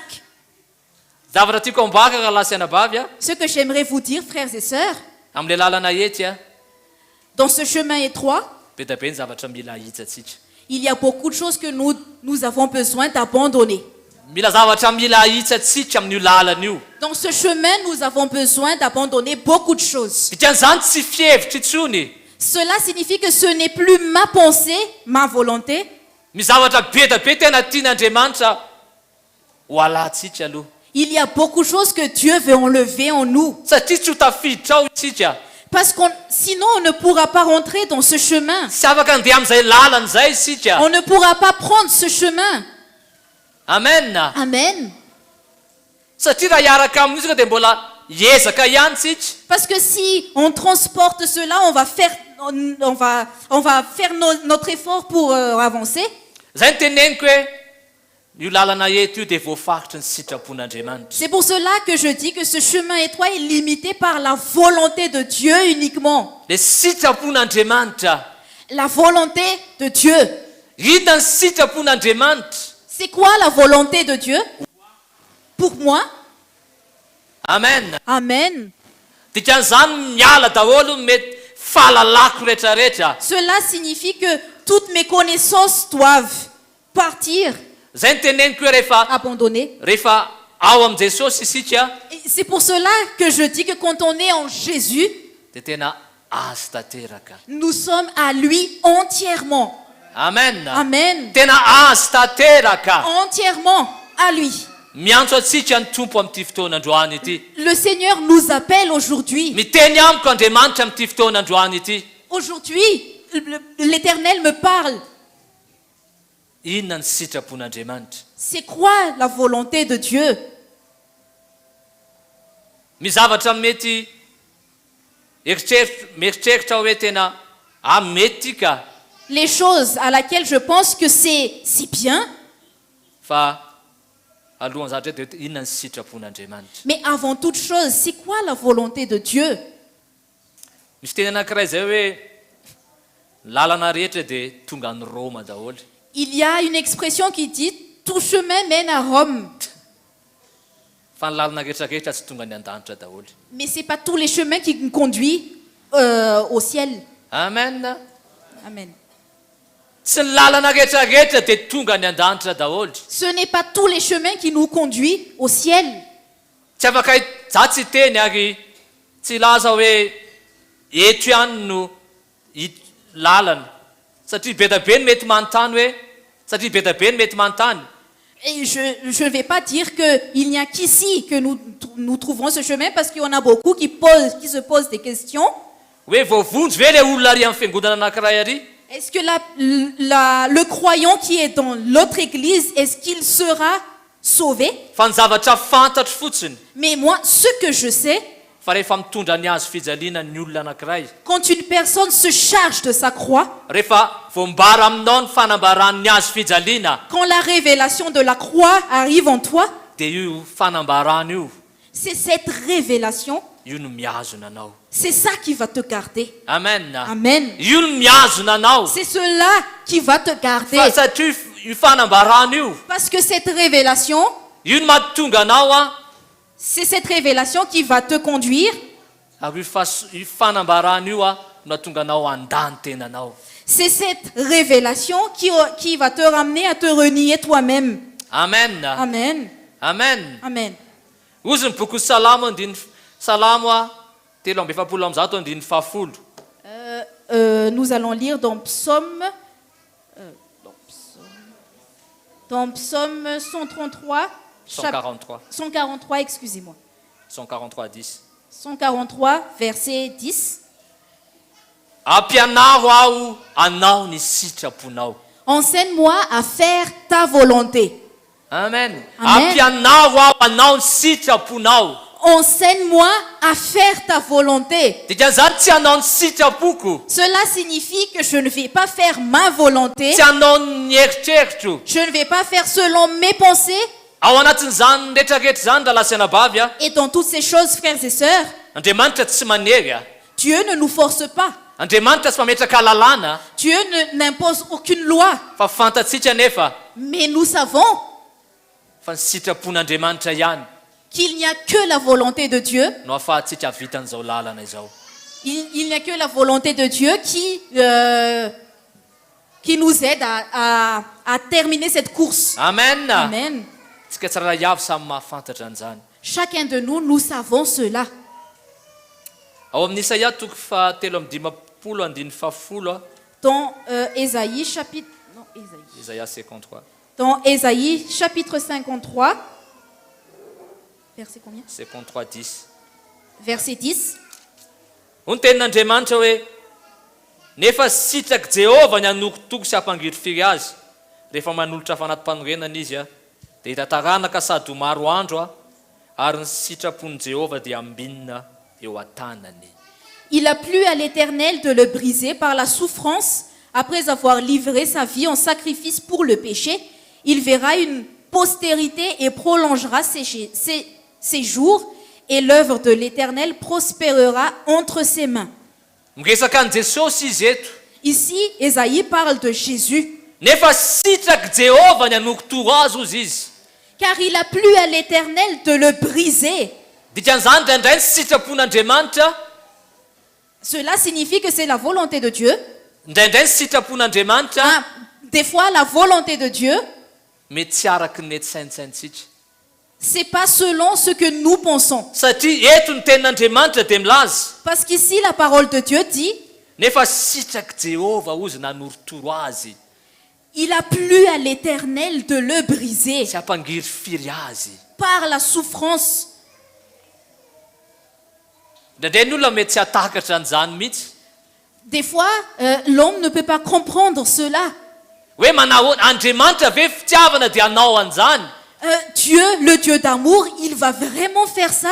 Atateraka an'izany. Est-ce qu'il va accomplir cela? Andriamanitra ve tsy Andriamanitra tena hoe manao ny tsara foana ve izy e. Mais Dieu, c'est pas un Dieu qui fait tout ce qui est bien. Kanefa ozy ny tenin'Andriamanitra Mais la parole de Dieu dit, fa sitraky Jehova ny hanorotoro azy sy hampangirifiry azy. il a plu à l'Éternel de le briser par la souffrance. Amin'ity lalana etsy andehanantsika ity a, Dans ce chemin étroit que nous prenons, be da be ny zavatra mety ampadalovon'Andriamanitra. Dieu peut nous faire traverser par beaucoup de choses. Nefa aoka atotry isika. Mais allons le faire confiance. Aoka tsika atotry. Allons faire confiance. Fa le Andriamanitra zay nandefany zany, le Andriamanitra zay mety le Andriamanitra zay namela an'izany hitranga, Mais le Dieu qui a permis ces choses-là, dia fatany fa misy antony be da be ao anatin'izany. il connaît les raisons pourquoi il a permis cela. Araky ny tenin'Andriamanitra zay milaza hoe ny zavatra rehetra dia miara-miasa asoa zay tian'Andriamanitra. Comme la parole de Dieu dit, car toute chose concourt au bien de ceux qui aiment Dieu. Amen. Amen. Amen. Amen. Zay ny zavatra tena tiany Tompo ampahirezana antsika raha lasy anabavy. Et c'est ce que le Seigneur veut nous encourager, frères et sœurs. Tsy fantatro ny zavatra mety atrehanao amin'izao fotoana izao. Je ne sais pas qu'est-ce que tu traverses en ce moment, Fa ao anatin'ity lalana etsy ity a, mais dans ce chemin étroit, tena mila mandeha amin'ilay. nous devons être limités par la parole, par la volonté de Dieu. Amen. Amen. Amen. Amen. Ty lalana ety koa dia tena feno zavatra be da be mitranga. Dans ce chemin, dans Timothée toko Deux- faharoa andiny fahatelo a, 2 Timothée, 2 Timothée 3:12. dans 2 Timothée chapitre 3, verset 12, Ny anaran'i Jesosy a. au nom de Jésus, Hoy ny tenin'Andriamanitra. Eny zay rehetra teo velona amin'ny toe-panaraka an'Andriamanitra zay ao amin'i Kristy Jesosy a dia enjehana ozy izy. La parole de Dieu dit, or tous ceux qui veulent vivre pieusement en Jésus-Christ seront persécutés. Amen. Amen. Manao amen mafy ianao amin'izao. Est-ce que tu peux dire amen fort? Amen. Sy te ho velona amin'ny toe-panahy araka an'Andriamanitra. Tous ceux qui veulent vivre pieusement en Jésus-Christ. Christ. Te ho velona amin'ny toe-panahy araka an'Andriamanitra ve ianao aloha e? Est-ce que tu veux vraiment vivre pieusement selon Dieu? Ohatran'ny neniana le amen. On dirait que l'intensité de amen a diminué. Zay le lalana etaka lasana vavy a. C'est ça, le chemin étroit, frères et sœurs. Raha te ho velona araka ny toe-panahy araka an'Andriamanitra ianao a, dia aza mieritreritra ianao hoe Si tu veux vraiment vivre pieusement selon Dieu, ne pense pas que... isy olona be da be ianao tenao hoe mahafinaritra be ianao zany a. Et il y a des gens qui vont te dire, oh, mais tu es sympa, toi, tu es sympathique, tu es gentil. Fa be da be ny zavatra mety handalo eo aminao. Mais il y aura beaucoup de choses que tu vas traverser. Mety tsy mandalo an'izany ianao. Peut-être que tu ne passes pas par cela, Fa zay nambara amin'ny bokin'ny Timote eto. mais c'est ce que l'épître de Timothée est en train de dire. Zay rehetra te ho velona amin'ny toe-panahy araka an'Andriamanitra, Tous ceux qui veulent vivre pieusement zao amin'ny Jésus-Christ Kristy Jesosy a dia enjehana ozy izy. seront persécutés. Amen. Amen. Amen. Amen. Zay le lalana eto. C'est ça le chemin étroit. Zay nanontaniako teo hoe lalana aiza no misy anao amin'izao fotoana izao. C'est pour ça que j'ai posé la question tout à l'heure. Tu es sur quel chemin? Sao dia lalana efa migodana be. Est-ce que tu n'es pas sur un chemin large? Autoroute ozy. L'autoroute. Sao dia migodana be. Est-ce que c'est pas un chemin large? Sao dia mandeha ho azy ny zavatra rehetrarehetra. Est-ce que tout est ok? Tout se manifeste bien? Ohatrany hoe milamina amin'izao fotsiny. Comme si tout est confortable Araky ny fisainako. selon mes pensées, Araky ny eritreritro. selon mes voix, mes pensées. Hoe Jesosy efa haiko io e. Jésus, je suis capable. Zany efa ela ny tato Et e. ça fait longtemps que je suis là. Hein? Efa ela ny tao aminao Jesosy a. Ça fait longtemps que je suis en toi, Jésus. Fa efa haiko io a. Et je connais, je suis capable. Tonga ny foana rehefa avy eo. Je vais y arriver. Fa ambarany tenin'Andriamanitra. Mais la parole de Dieu dit Fa zay rehetra te ho velona amin'ny toe-panahy araka an'Andriamanitra. que tous ceux qui veulent vivre pieusement, Amen. Amen. Amen. Zany tsy midika hoe ny fiainanao dia tena mety enjehana foana. Cela ne signifie pas que ta vie sera toujours persécutée. Tsy izay nambarany tenin'Andriamanitra. C'est pas ce que dit la parole de Dieu. Hein. Misy fotoana mety milamindamina ianao ka. Il y a des moments où tu seras bien. Zany tsy midika hoe fa niala tao amin'ny alalana tery ianao. Cela ne signifie pas que tu as quitté le chemin étroit. Fa rehefa mandalo ao ianao Mais quand tu traverses ce chemin, dia sainitsainy hoe atao amin'ny alalana tery ka izaho amin'izao fotoana izao. alors pense que je suis dans le chemin étroit. Lalana mety. C'est le chemin qui est le bon chemin. Tena ato ny sitrapon'Andriamanitra. C'est ici la volonté de Ato Dieu ny planin'Andriamanitra. et le plan de Dieu Ato ny fihevitr'Andriamanitra. et les pensées de Dieu Ako tian'Andriamanitra vitan'ity azakazaka ity a. pour que je puisse finir cette course. Amen. Amen. Amen. Ako tia ny tompo aharitra ao anatin'izany isika. Et le Seigneur veut que nous persévérons dans ce chemin. Dikan'izany eny andalana eny isika. Cela signifie qu'au cours de ce chemin, Dia manomboka manitsana zavatra be da be. alors on commence à abandonner beaucoup de choses Zay tsy araky ny sitrapon'Andriamanitra. qui ne sont pas selon la volonté de Dieu. Zay tsy araky ny sitrapon'Andriamanitra ho a. Ceux qui ne sont pas selon la volonté de Dieu, Isika manana ny fanahy masin'Andriamanitra. nous avons l'Esprit de Dieu. Isika mahafantatra. Nous savons, nous connaissons, Ary ny fanahy masina dia miteny amintsika et le Saint-Esprit nous parle. hoe tsy mety amina tena tsy araky ny sitrapon'Andriamanitra ito. Et il nous interpelle en disant, non, c'est pas selon la volonté de Dieu. Zay ny teneniko hoe Andriamanitra tsy manery atsika. C'est pour cela que je dis que Dieu ne nous force pas. Fa eo ny fanahiny zay tena fanomezana nomenantsika mais son esprit est en nous, qui est un don qui vient de l'éternel. dia tsika no manitsana an'izany isan'andro isan'andro Et c'est à nous d'abandonner ces choses-là chaque jour, mba ahafahantsika mandeha amin'io lalana ety io afin que nous puissions marcher dans ce chemin étroit.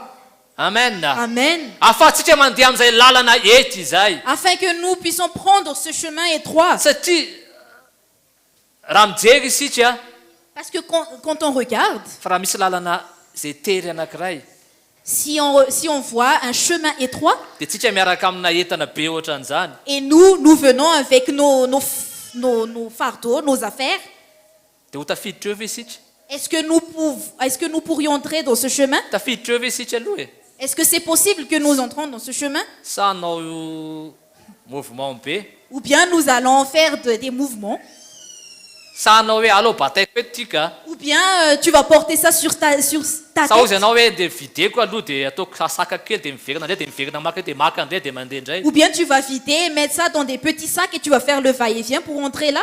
ozy ny tompo hoe ahitsahany zay tsy sitraboky rehetrarehetra Mais le Seigneur dit, on abandonne tout ce qui n'est pas de ma volonté. amen Amen. amotsitra ny nala ny zavatra tsy araky ny sitrapon'andriamanitra Relâcher et abandonner tout ce qui ne sont pas de sa volonté.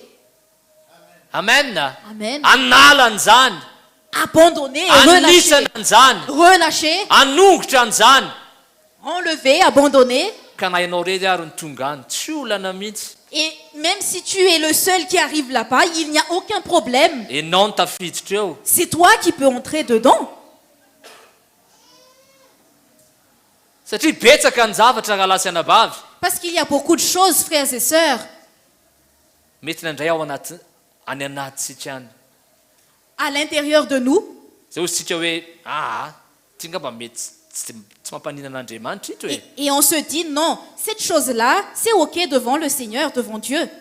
fa hoety eo antrehan'ny tompony zavatra rehetrarehetra momba atsika Mais allons mettre toutes choses devant le Seigneur. amen izy no mahafantatra C'est lui qui connaît toutes choses. izy no mahita an'izany C'est lui qui voit ces choses-là. tsika koa matsapa hoe tena tsy araky ny sitrapon'andriamanitra Et même nous ressentons que ce n'est pas selon la volonté de l'Éternel, ahafahantsika tena andeha amin'izay lalana ety zay hatrany afin que nous puissions marcher dans ce chemin étroit. satria ny planin'andriamanitra raha lasy anabavy Parce que le plan de Dieu, frères et sœurs, dia ahafahantsika tena hoe ho tonga hatramin'ny farany c'est que nous puissions finir la course jusqu'au bout.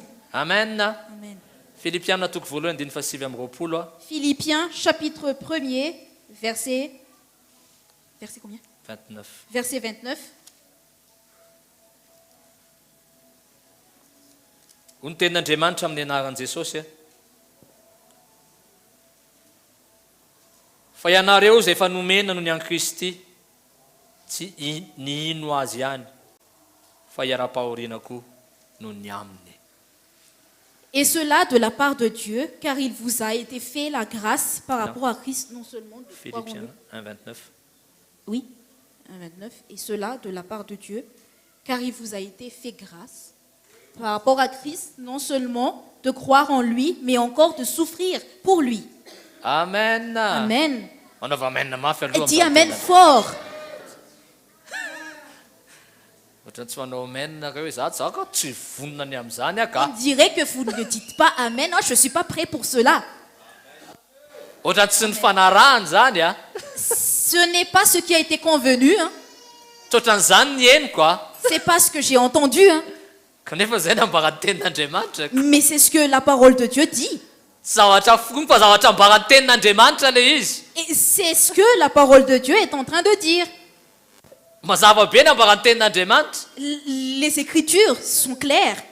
fa efa fianareo izy izy a maninona efa nomena no ny an Kristy Car il vous a été fait par la grâce par rapport à Christ, tsy ny ino azy ihany ozy izy non seulement de croire en lui, fa niara-pahoriana koa miaraka aminy. mais encore de souffrir pour lui. Amen. Vonina ve ianao aloha e. Est-ce que tu es prêt? Zay dia lalana ety rahalasy anabavy. C'est ça le chemin étroit, frères et sœurs.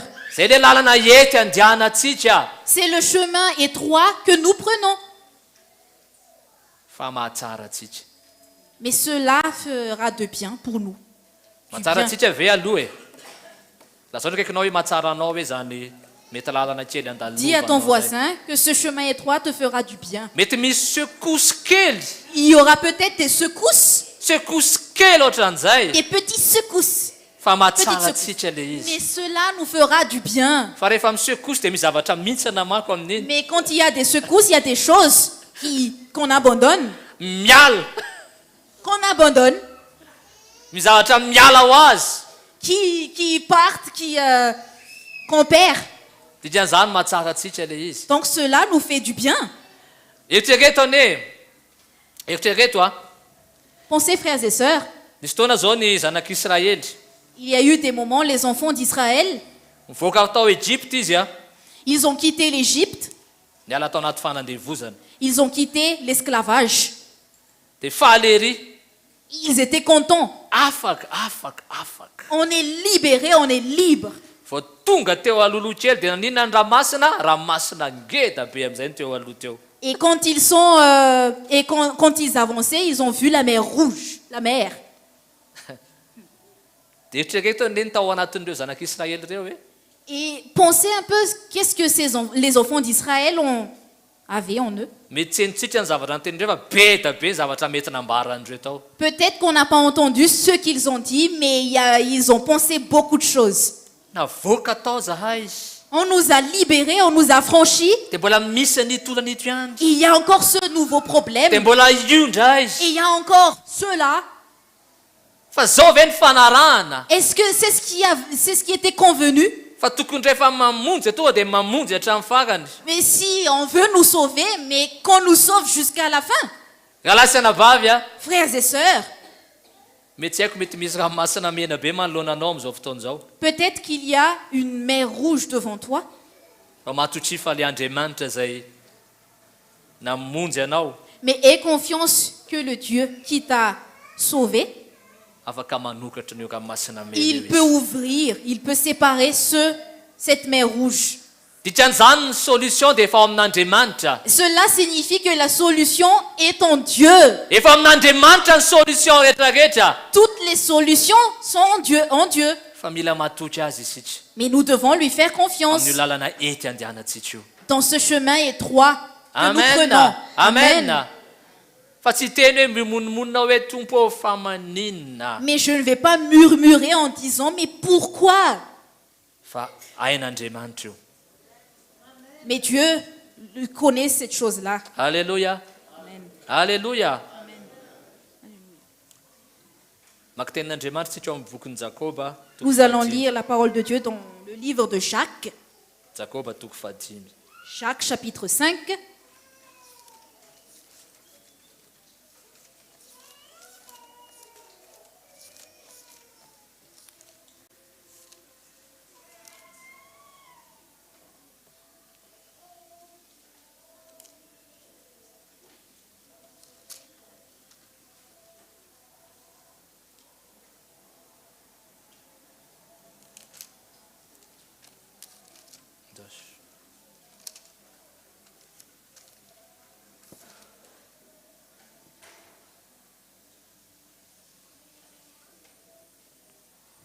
ho ny tenin'Andriamanitra amin'ny anaran'i Jesosy Jakoba toko fahadimy andiny fahafito ary amin'izany dia mahareta tsara ary lalao izy mandra-piavy ny tompo a indro mipiasa tany miandro ny vokatsoa amin'ny tany ka maharitra amin'izany mandra-pahazo ny ranonorana aloha sy aoriana. Soyez donc patients, frères, jusqu'à l'avènement du Seigneur. Voici le laboureur attend le précieux fruit de la terre. Prenons patience à son égard jusqu'à ce qu'il ait reçu les pluies de la première et de l'arrière-saison. Andiny fahavalo. Mahareta koa ianareo, mampahereza ny fonareo, fa efa mbiakaiky ny fiavian'ny tompo. Au verset 8, vous aussi, soyez patients, affermissez vos cœurs, car l'avènement du Seigneur est proche. Aza mifampimonimonna rahalahy. Andiny fahasivy. Fandrao elohina ianareo, indro mpitsara efa mitsangana eo alohan'ny varavarana. Au verset 9, ne vous plaignez pas les uns des autres, frères. afin que vous ne soyez pas jugés. Voici, le juge est à la porte. Ny faharetana dia miandry ny fotoanan'Andriamanitra. La patience attend le moment de Dieu. Ny olona miakitra dia miandry ny fotoanan'Andriamanitra. Une personne qui est patiente attend le moment de Dieu. Amen. Amen. Miandry ny fotoanan'Andriamanitra. Il attend le moment de Dieu. Dikan'izany anatin'ny lalana eto izy dia miandry ny fotoanan'Andriamanitra. Cela signifie que dans ce chemin étroit, il attend le moment de Dieu. Be dia be ny olona mety hoe vavao dia mivaty io olana ity. Il y a beaucoup qui pensent, prie pour moi et ce problème sera résolu. Dia azo asa, Et j'aurai un travail dia azo an'izao et je vais avoir ceci ou cela. fa ny faharetana dia miandry ny fotoanan'Andriamanitra. Mais la patience de Dieu attend le moment. La patience attend le moment de Dieu. Amen. Amen. Amen. Boky ny mpitokoteny dia milaza any amin'ny mpitokoteny toko fahatelo andininy voalohany. Dans le livre de Proverbes, chapitre 3, verset... Ecclésiaste. Ecclésiaste, chapitre 3, verset 1er. Ny zavatra rehetra ozy izy dia ndovaka isika izay tenin'Andriamanitra Allons izay. lire cette parole. Attends.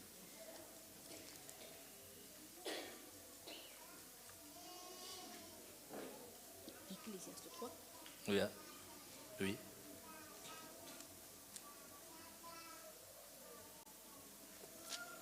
Trois, un. Ho ny tenin'Andriamanitra amin'ny anaran'i Jesosy. Ny zavatra rehetra dia samy manana ny fotoanany avy. Ary samy manana ny androny avy ny raharaha rehetra aty ambanin'ny lanitra. Il y a un temps pour toutes choses sous les cieux. Dia afaka mamaky ianao any an-trano ny toy any rehetrarehetra rehefa avy eo. Et tu peux continuer à lire la suite quand tu seras chez toi. Dia dian'izany zany hoe miakitra mahakitra amin'ilay lalana dia mahakitra. Tena hoe miandry ny fotoanan'Andriamanitra. Cela signifie que lorsque nous sommes patients dans ce chemin étroit, alors nous attendons toutes choses. Parce que chaque chose a son temps. Andriamanitra dia mahalala. Dieu connaît toutes choses. Ny zavatra mety mandala eo aminao io Cette chose que tu traverses, fa manana ny fotoanany Andriamanitra. mais il a un temps. Dieu a son temps. Ary ny fotoanan'Andriamanitra ny fotoana tena tsara indrindra. Et son temps, c'est le temps idéal. Raha maimay ianao Si tu es impatient, dia mety hiala amin'ilay lalana ety rehefa avy eo. tu risques de t'éloigner de ce chemin étroit. Satria tady ny hevitra rehetrarehetra ianao. Parce que tu vas chercher toute Amin'ny solution fisainanao, selon ta pensée, amin'ny mety fahalalanao. selon ton intelligence. Nefa Andriamanitra efa manana planina tsara lavitra. Mais alors Dieu a déjà un plan merveilleux. Amen. Amen. Manana planina tsara lavitra Andriamanitra. Il a un plan merveilleux. Rahalahy sy anabavy, Frères et sœurs, ny zavatra rehetra dia tonga amin'ny fotoanany foana. toute chose arrive à son temps. Satria zanany ianao. Parce que tu es son enfant. Izy ny antso anao. C'est lui qui t'a appelé. Tsy tonga ho azy tao amin'Andriamanitra zany ianao. Tu n'es pas arrivé par hasard, mon Dieu. Ary manana ny fotoana ho anao izy. Et il a son temps pour toi. Mety hivavahana ianao. Peut-être qu'on prie pour toi. Mety hivaha eo ilay olana. Peut-être que cette solution sera résolue Mety après une semaine. mais après une semaine. Mety après ray taona. Peut-être après un an. Novy amena ny amin'izany rehetrarehetra zany. Dis Amen à toutes ces choses. Satria izay ilay fotoanan'Andriamanitra. Parce que c'est ça le moment de Dieu, le temps de Dieu. Izay ilay fotoanan'Andriamanitra. C'est ça le temps de Dieu. Mila mahakitra isika rahalahy sy anabavy. Nous devons être patients, frères et sœurs. Mila manohy foana isika rahalahy sy anabavy. Nous devons continuer, frères et sœurs. Tsy tokony hijanona isika rahalahy sy anabavy. Nous ne devons pas nous arrêter, frères et sœurs. Satria amin'ny fotoana anankiray Parce que un moment viendra, iny Andriamanitra miasa. Dieu va intervenir, il va faire son œuvre. mety efa kolakola be ianao Peut-être que tu es secoué, très secoué, fa ozy ianao hoe ty le lalana mety mais tu te dis c'est le bon chemin. ary ny fahasoavan'andriamanitra miaraka aminao anatin'izany Et c'est la grâce de Dieu qui t'accompagne dans ces choses-là. tsy mandeha reky ianao anatin'izany da lasa anabavy Tu n'es pas seul dans ces choses-là, frères et tena frères lay et sœurs. ela avy any ambony no manampy anao C'est la force divine qui est en toi. amen Amen. amen dia aoka ianao tsy monomonina Alors ne te plains pas, ne murmure pas. mety mandalo ny zavatra rehetrarehetra Il y aura peut-être beaucoup de choses ao anatin'io lalana dans ce chemin, fa ozy ianao hoe manana drafitra tsara ho mais andriamanitra tu te dis, l'Éternel a un plan. manana drafitra tsara ho anao andriamanitra Dieu a un plan pour toi, ho an'ny ankonanao pour ta famille, ho an'ny fiainanao pour ta ny vie, momba anao rehetrarehetra tout ce qui te concerne. aza mieritreritra ianao hoe tsy hitan'andriamanitra Ne pense pas que Dieu ne te voit pas. dika tsika maky tenin'andriamanitra ray eo amin'ny salamo fatelo amin'ny fitopolo Allons lire une parole dans Psaume. ny mpanao salamo asafa nisy fotoana izy tena mety tsy haiko lasa salamo fatelo amin'ny fitopolo psaume 73 Dans Psaume 73, chapitre 73. salamo 73 fatelo amin'ny fitopolo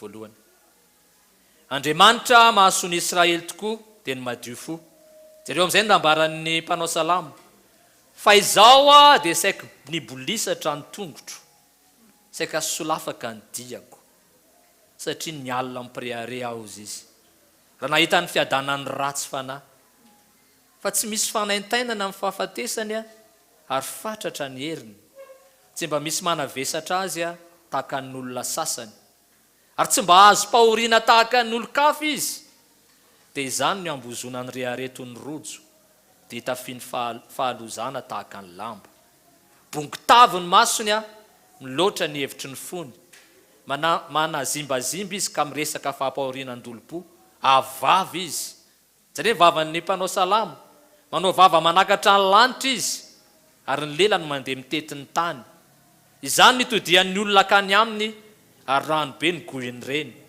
ka hoy izy ataon'andriamanitra ahoana ny fahalala ary manam-pahalana va ny avo indrindra indro ireny dia olona ratsy fanahy miadana mandrakariva izy ka mitombo areny foana mihitsy ny nanadiovako ny foko sa nasako ny tanako tamin'ny fahamarinana tena eto ny mpanao salamo tena nahita rehefa nahita izy eto ny mpanao salamo rehefa nahita izy mbola Toutefois, mon pied allait fléchir, mes pas étaient sur le point de glisser, car je portais envie aux insensés en voyant le bonheur des méchants. Rien ne les tourmente jusqu'à leur mort, et leur corps est chargé d'embonpoint.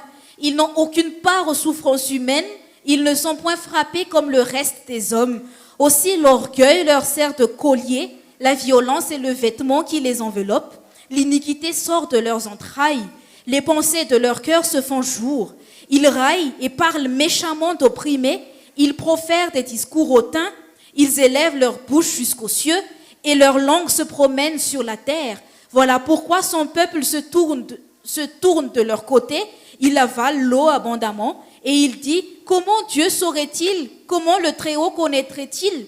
Ainsi sont les méchants, toujours heureux, ils accroissent leur richesse. C'est donc en vain que j'ai purifié mon cœur et que j'ai lavé mes mains dans l'innocence.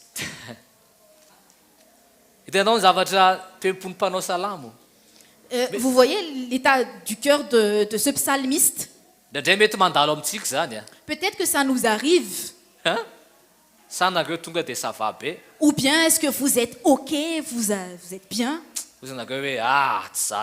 Peut-être que tu te dis non, c'est pas moi. Ça ne me concerne pas. Mais ce qu'on vient de lire tout à l'heure, ce qui m'a vraiment touché,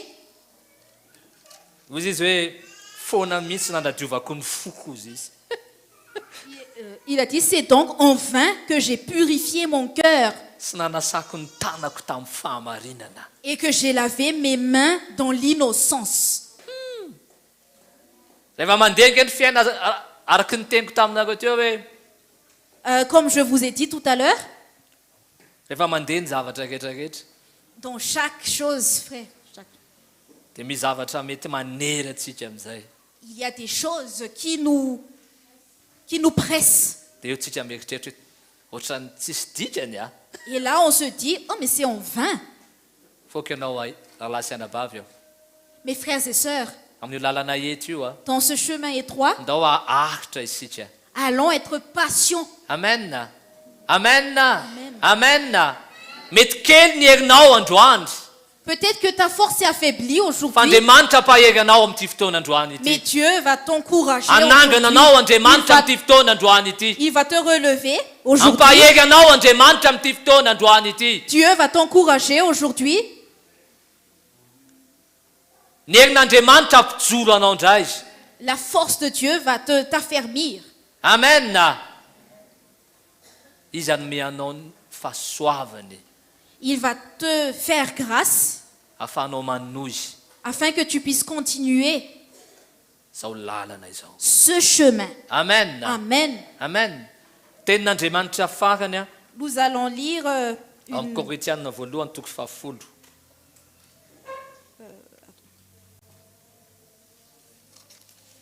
dans 1 Corinthiens chapitre 10,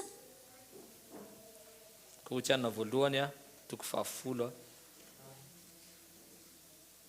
Andiny 17. au verset 13. Hoy ny tenin'Andriamanitra, tsy misy fakapanana azo anareo a afa-tsy izay zakan'olombelona. Nefa mahatoky Andriamanitra ka tsy hamela anareo alaim-panahy mihoatra noho izay zakanareo.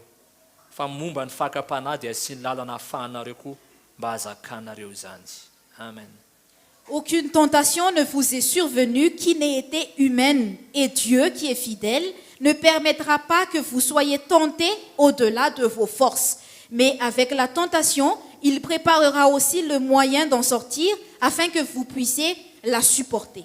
Alléluia. Alléluia. Amen. Alléluia. Zany lay Andriamanitra zay arahantsika ralasy anabavy. Voici le Dieu que nous suivons, frères et sœurs. Amin'io lalana ety andianatsika io a, Dans ce chemin étroit que nous prenons, dia tiany tompontsika tena ahitra ao anatin'izany. le Seigneur veut que nous persévérons, que nous soyons patients. Satria izy no manao lalana ao atsika ao anatin'izany. Parce que c'est lui qui prépare le moyen d'en sortir. Amen. Amen. Totsika hitsangana dia Allons nous lever, nous allons prier.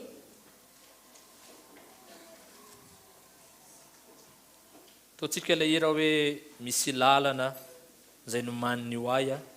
Nous allons chanter un chant qui dit, il y a un chemin qu'il a tracé pour moi. Alléluia. Amen. Amen.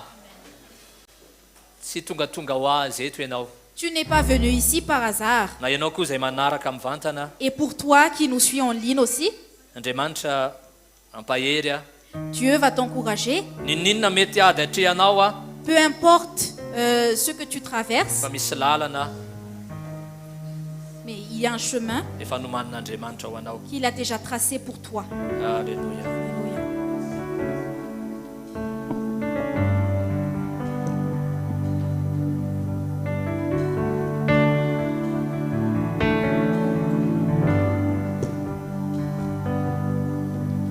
Misy lalana zay nomaniny oay, nasarotra ny zava-misy hanao lalano izy, vizy no mitantana ny fiainako, ka isanandro faly aho vizy anomanay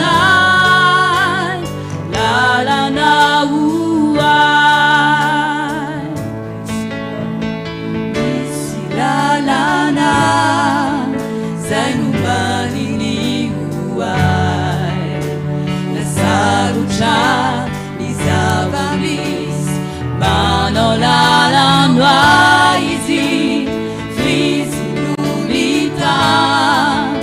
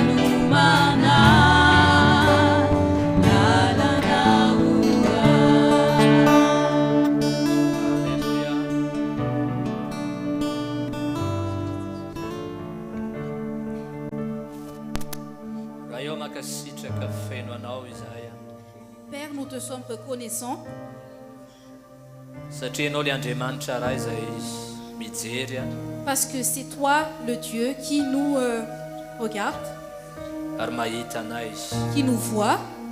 Hitanao ny adinay izy. Tu vois nos combats, nos luttes. Hitanao ny lalanay izy. Tu vois notre chemin. Misaotra ny amin'ny teninao Andriamanitra Merci pour ta parole izay tonga mampahery anay indray amin'ny tsy maraina ity, qui nous a encouragés ce matin izay tonga indray apitraka anay izy. et qui vient et qui nous fait relever. Na eo ary ny zavatra mafy andalovanay izy, Même si nous passons par beaucoup de choses, dia matoky izahay Jesosy, mais nous faisons confiance Jésus, fa eo ny tananao, que ta main est là, eo ny herinao, ta force est là, eo ny fahasoavanao ta grâce est là, izay mambomba anay izy. qui nous bénit. Mba hahafahanay tena ahitra amin'izao lalana efa nisoritinao anao izay, soritinao ho anay izao. Nous soyons patients dans ce chemin que tu as tracé pour nous. Mety tsy mory zany lalana zany, Ce chemin n'est pas facile, fa matoky izay Jesosy, mais nous avons foi, Jésus, fa miaraka aminay ianao, que tu es avec nous tsy mamela anay ianao. et tu ne nous laisses pas seuls, tu ne nous abandonnes pas.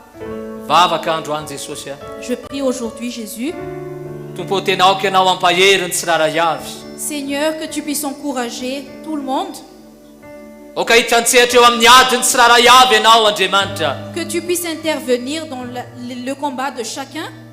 kasio izy ireo, Touche-les, iasao izy ireo, fais ton œuvre en aneho ny eux, voninahitra ao izy ireo. manifeste ta gloire en Ao eux, kotsapany fa eo ianao Andriamanitra, qu'ils puissent ressentir que tu es là miaraka aminy ianao et Andriamanitra. que tu es avec eux. Na eo anivony tokantranony zany, Au niveau de leur foyer, na eo amin'ny fiainana andavanandro zany, dans leur vie de tous les jours, matotra ianao Andriamanitra raha izy. tu es un Dieu fidèle. Tsy miovy ianao Andriamanitra Tu raha ne izy. changes pas Ary eo foana ny herinao Andriamanitra raha et ta izy. force est toujours là. Na manoloana anganomasina mena eo amin'ny fiainany ary, Même s'ils font face à la mer rouge qui sont devant eux, dia ampaherezo hatrany izy Andriamanitra raha izy. mais encourage-les, Amin'ny Père. anaran'i Jesosy, Au nom de Jésus, amin'ny anaran'i au Jesosy, nom de Jésus, matotra ianao zay tompo, nous te faisons confiance, Seigneur.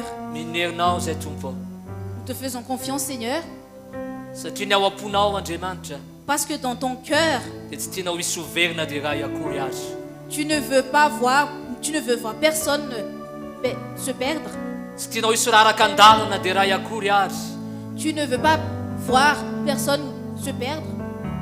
Matotra ianao izahay. Nous te faisons confiance. Alléluia.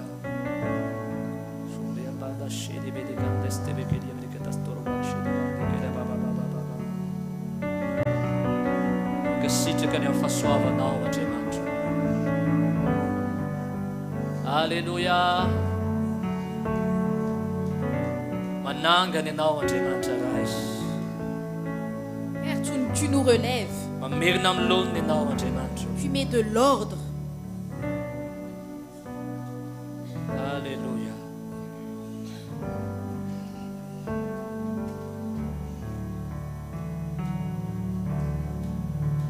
Mety tonga eto ianao amin'ny tsy maraina ity.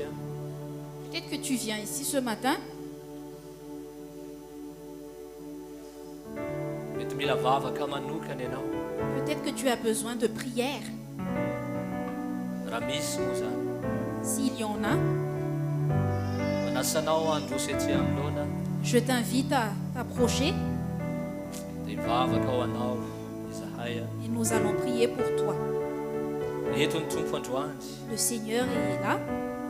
Raha misy oa, S'il y en a, satria tsy tiany tompo ianao hivoaka an'ity toeran'ity androany. parce que le Seigneur ne veut pas que tu quittes ce lieu Raha tsy hatsangany dia ampahireziny indray. et qu'il ne te relève pas. Il veut te relever Satria izay ny fon'Andriamanitra. parce que c'est le cœur de Dieu. Ianao hira isika Nous allons chanter un chant dia afaka mandroso ianao androany. et tu peux t'approcher. Na mety koa ianao mety mbola tsy nandray an'i Jesosy Peut-être que tu n'as pas encore accepté Jésus. dia afaka mandroso ianao amin'ity fotoana androany Tu ity. peux t'avancer. fa eto ny tompo androany Parce que le Seigneur est là, eto izy il est là. tsy olombelona no miantso anao androany fa Jesosy Ce n'est pas un homme qui t'appelle, mais c'est Jésus.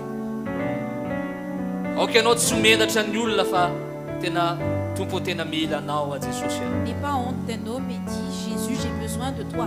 afaka mandroso ianao nao eky tsika dia afaka mandroso ianao